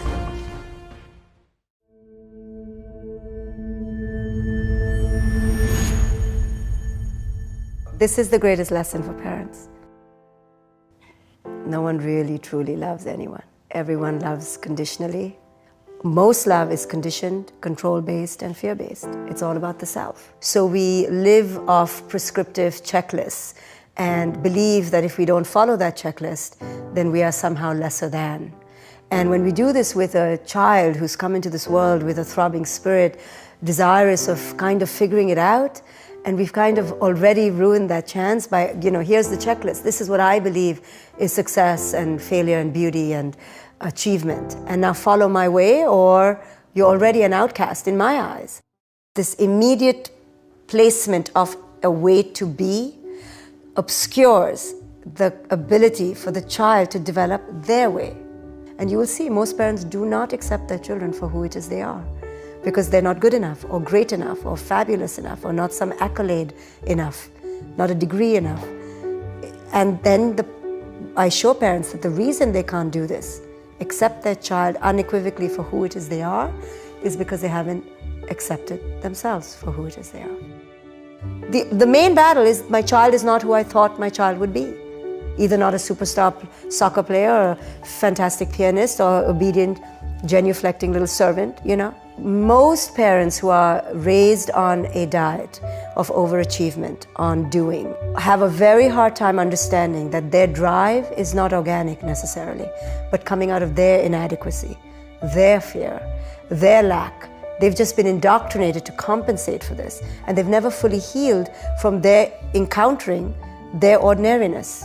And so when I say that that's what's driving you, and then they get in touch with their little boy or little girl who truly felt ordinary and not good enough in that ordinariness, that's when the epiphany occurs. So then I make them see how it's now being projected onto the child. Don't do this to your child. Your child is okay and whole in their ordinariness. The child doesn't need more to feel more of themselves. They didn't come with this egoic desire to attach to PhDs or labels or judgments or wealth to feel themselves. Children feel themselves just by who it is they are. They have the simplest access to wholeness. We rob them of this. To truly love someone, it's truly loving the other for who it is they are, with no you in the picture. They don't have to love you back, they don't have to need you, they don't have to agree with you, they don't have to adhere to you. Now try loving your child for who it is they are.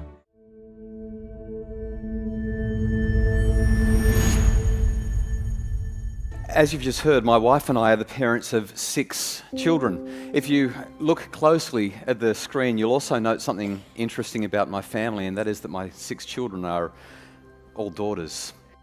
But this is Chanel with a couple of her friends in our kitchen goofing off, and Chanel's just turned 17. I was driving to work with her, and I could tell as she drove that she was not happy. It might have been the way that she revved through the 6 gears on her way to top speed in the 60 zone, and she just wasn't happy. And I commented, I said, Chanel, you seem like you're unhappy. And she rolled her eyes, and I said, I get a sense that you're unhappy with me. And she said, yes, Dad, I am. And I said, I'm so glad that you've told me that. Could you tell me why? She said, well, sure. Today I found out that 2 weeks ago, all of my friends had a party and they didn't invite me, and I only just found out about it today. And when I asked them why they didn't invite me, they said, well, because it was the kind of party that Dr. Justin Coulson wouldn't have approved of. And for those of you for whom the penny didn't drop, I'm Dr. Justin Coulson. And straight away I felt so bad for her. I thought, oh my goodness, my parenting is causing my daughter to be ostracized and isolated and to feel horrible and to miss out on opportunities to be with her friends. But do I want her to have those opportunities? And I looked at her and I said, you know, if they didn't invite you to a party that I wouldn't approve of, it sounds like there probably were a few things going on that are not consistent with our values. Was there alcohol being consumed and potentially misused? She said, yes. I said, were there other drugs being consumed and potentially misused? She said, almost certainly. I said, were people disappearing into rooms for intimate encounters that they may or may not regret the next day? She said, possibly. I said, well, I'm really glad you weren't there. And so I said, do we need to revisit the rules? She looked at me, she said, Dad, I know why we have the rules. I've been part of the conversations, remember? I said, okay. I said, I want to ask you a tough question. You're nearly an adult. You're a year and a bit off being an adult. Now, I think these are good rules, but do we need to rethink the rules? And then I waited and my heart pounded. And eventually she said, Dad, I don't like the rules. And my heart stopped. And I said, ah. And I started to think of how to respond. And as I was thinking, she jumped in and added something else for me. She said, right now, Dad, I don't like the rules one little bit. But they're good rules. I think we should keep them. This is the kind of line that every parent dreams of hearing from their kids. The heavens opened and the angels started singing, and I just wanted to hug her. I was like, yes. If you paid attention to the story, you don't get it by saying, well, damn it, they're good rules and I expect that you will keep them. That's part of being in this family. That's called control. And that's not how we get to this point. Instead, we get it through this thing called autonomy. Force creates resistance. But great relationships build autonomy, which allows us to leverage trust, which builds massive influence. Thank you.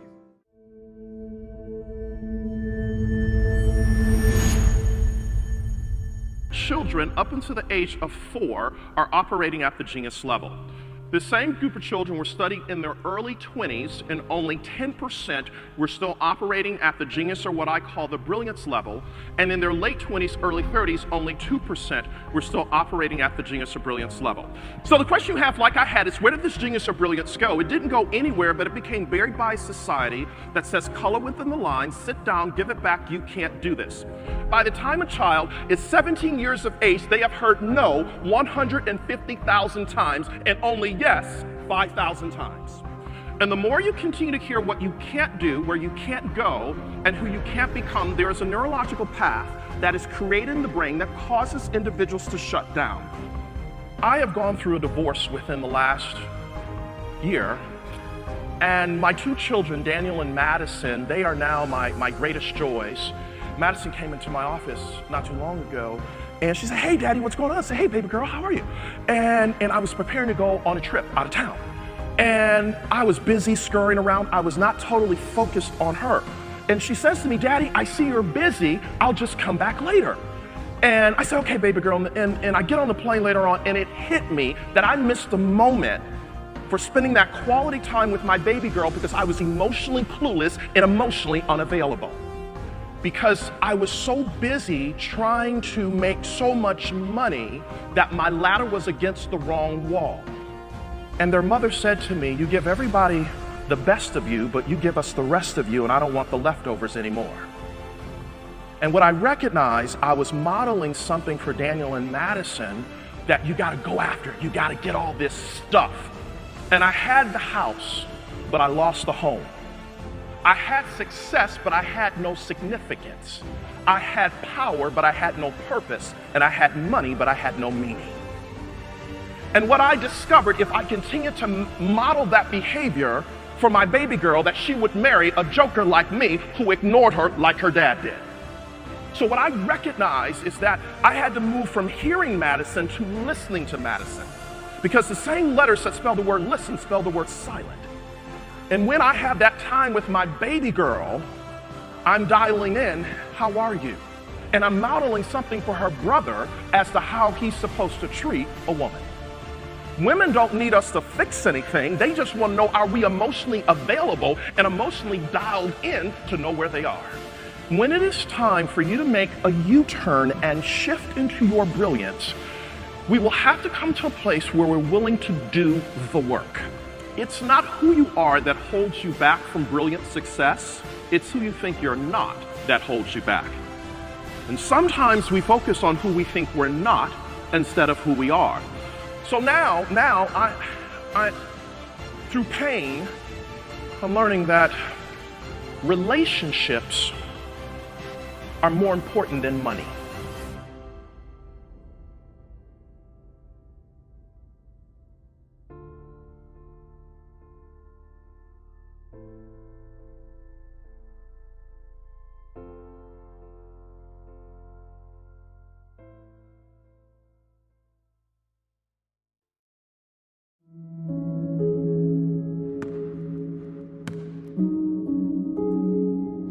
The first game of my senior year, I'm in great shape. But unfortunately, I broke my foot. I had never been hurt a day in my life. My very first game, I broke my foot. I threw me a pity party. My trainer came to me and says, Walter, we can get you back for the Big Ten season. We can get you back, son. We can get you right back in 5 weeks. I said, Roger, when I come out of surgery, I want you to take me to the stationary bike, put me on the bike and take my cast to the pedal. But Walter, when you come out of surgery, you're gonna be on morphine and you won't feel like it, go back and rest. I said, Roger, I don't have time to rest. Can you do that favor for me? Can you take me to the stationary bike, put me on the bike and take my cast to the pedal? As soon as surgery was over, he carried me to the stationary bike, put me on that bike and he take my cast to the pedal, and I had a customary workout that was symbolic that I don't have time to rest. I had tears in my eyes as I pedaled that bike, and I thought to myself, I can't quit. I can't give up. I came back in 6 weeks. We playing against the Ohio State Buckeyes on national TV. They had a guy named Jimmy Jackson at that time. On national TV, me and Jimmy Jackson are going at it. In the first half, I had 15 points, 5 rebounds, and 5 assists. And as the first half ran out, I pulled up for my patented baseline jump shot, and I felt my foot break again. I've been trained to follow through. Every day in practice, my coach would say, Walter, shoot it like you own it, baby. Shoot it like it's yours. Even though I felt my foot break, I still followed through. And my last college basketball shot went in all nets because I've been trained to follow through.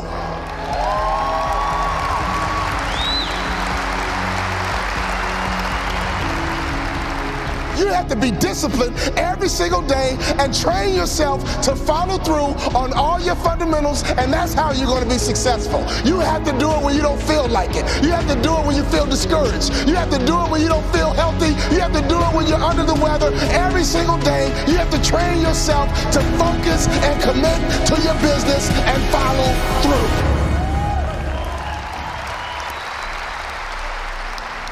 My college career was over. I got offered a job to become a hospital administrator. 2-year program, $75,000 job. And right before I took the job, my daddy called me on the phone. Let me tell you about my daddy. When I was a little boy, my daddy would always pick me up. When he came home from work, he picked me up. When he saw me in the nursery after church, he picked me up. No matter how long he worked, no matter how tired he was, my daddy would always pick me up. So when I had my kids, I would always pick up my kids. When I got home, sometimes I was tired. They have a bottle in one hand, and they just lifted up the other hand, and they knew what daddy was supposed to do. My job was to pick them up. This is a spiritual interaction. When you pick up a child, it is a spiritual transaction. When you pick up a child, you change their perspective. When you pick up a child, all of a sudden they can see the world the way you see it.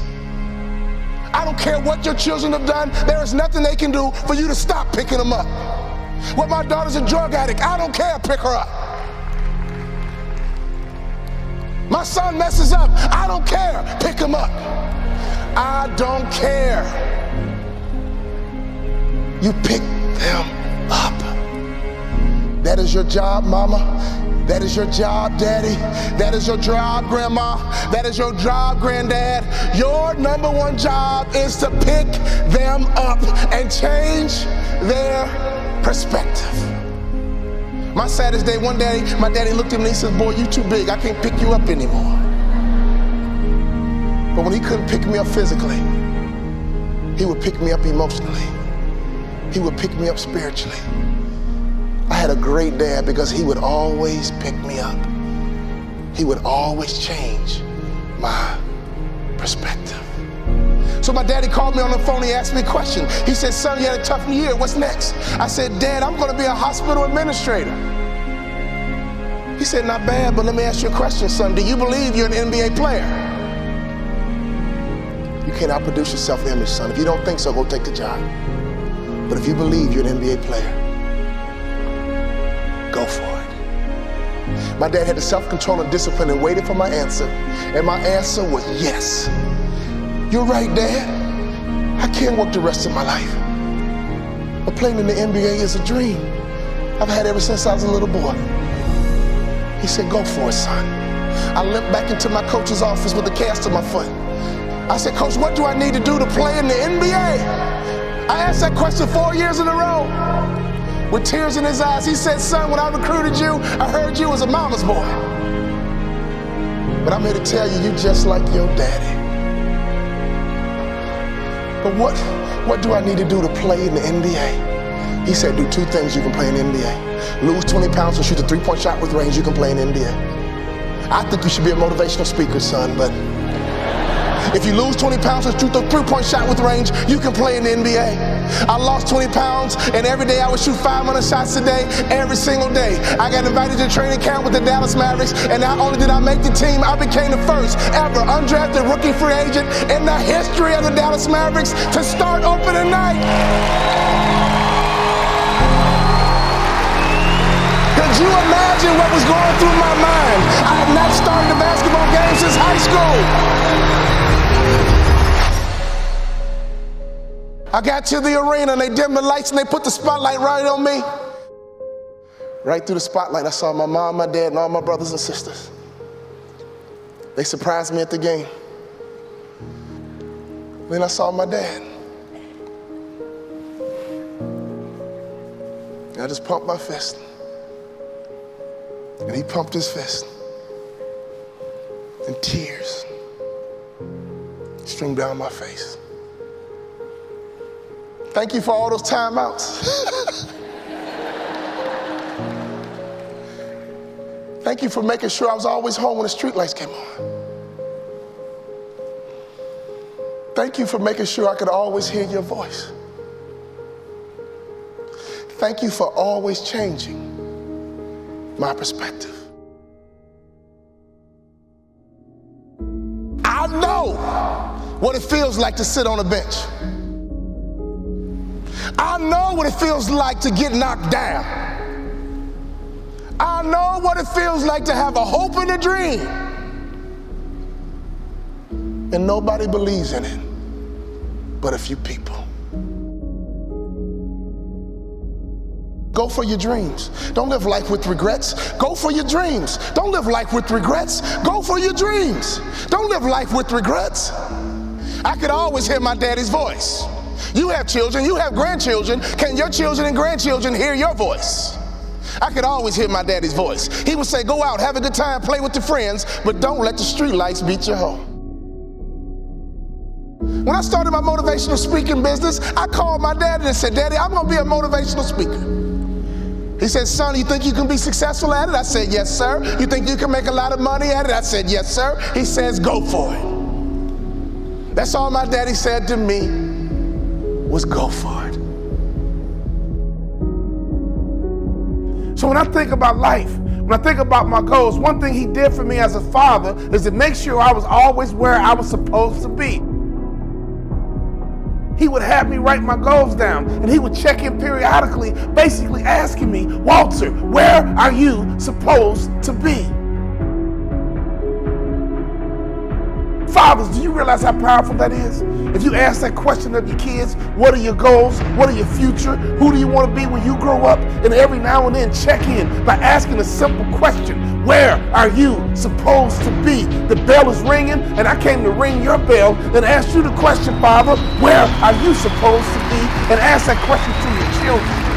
Where are you supposed to be? And don't you quit until you're number one.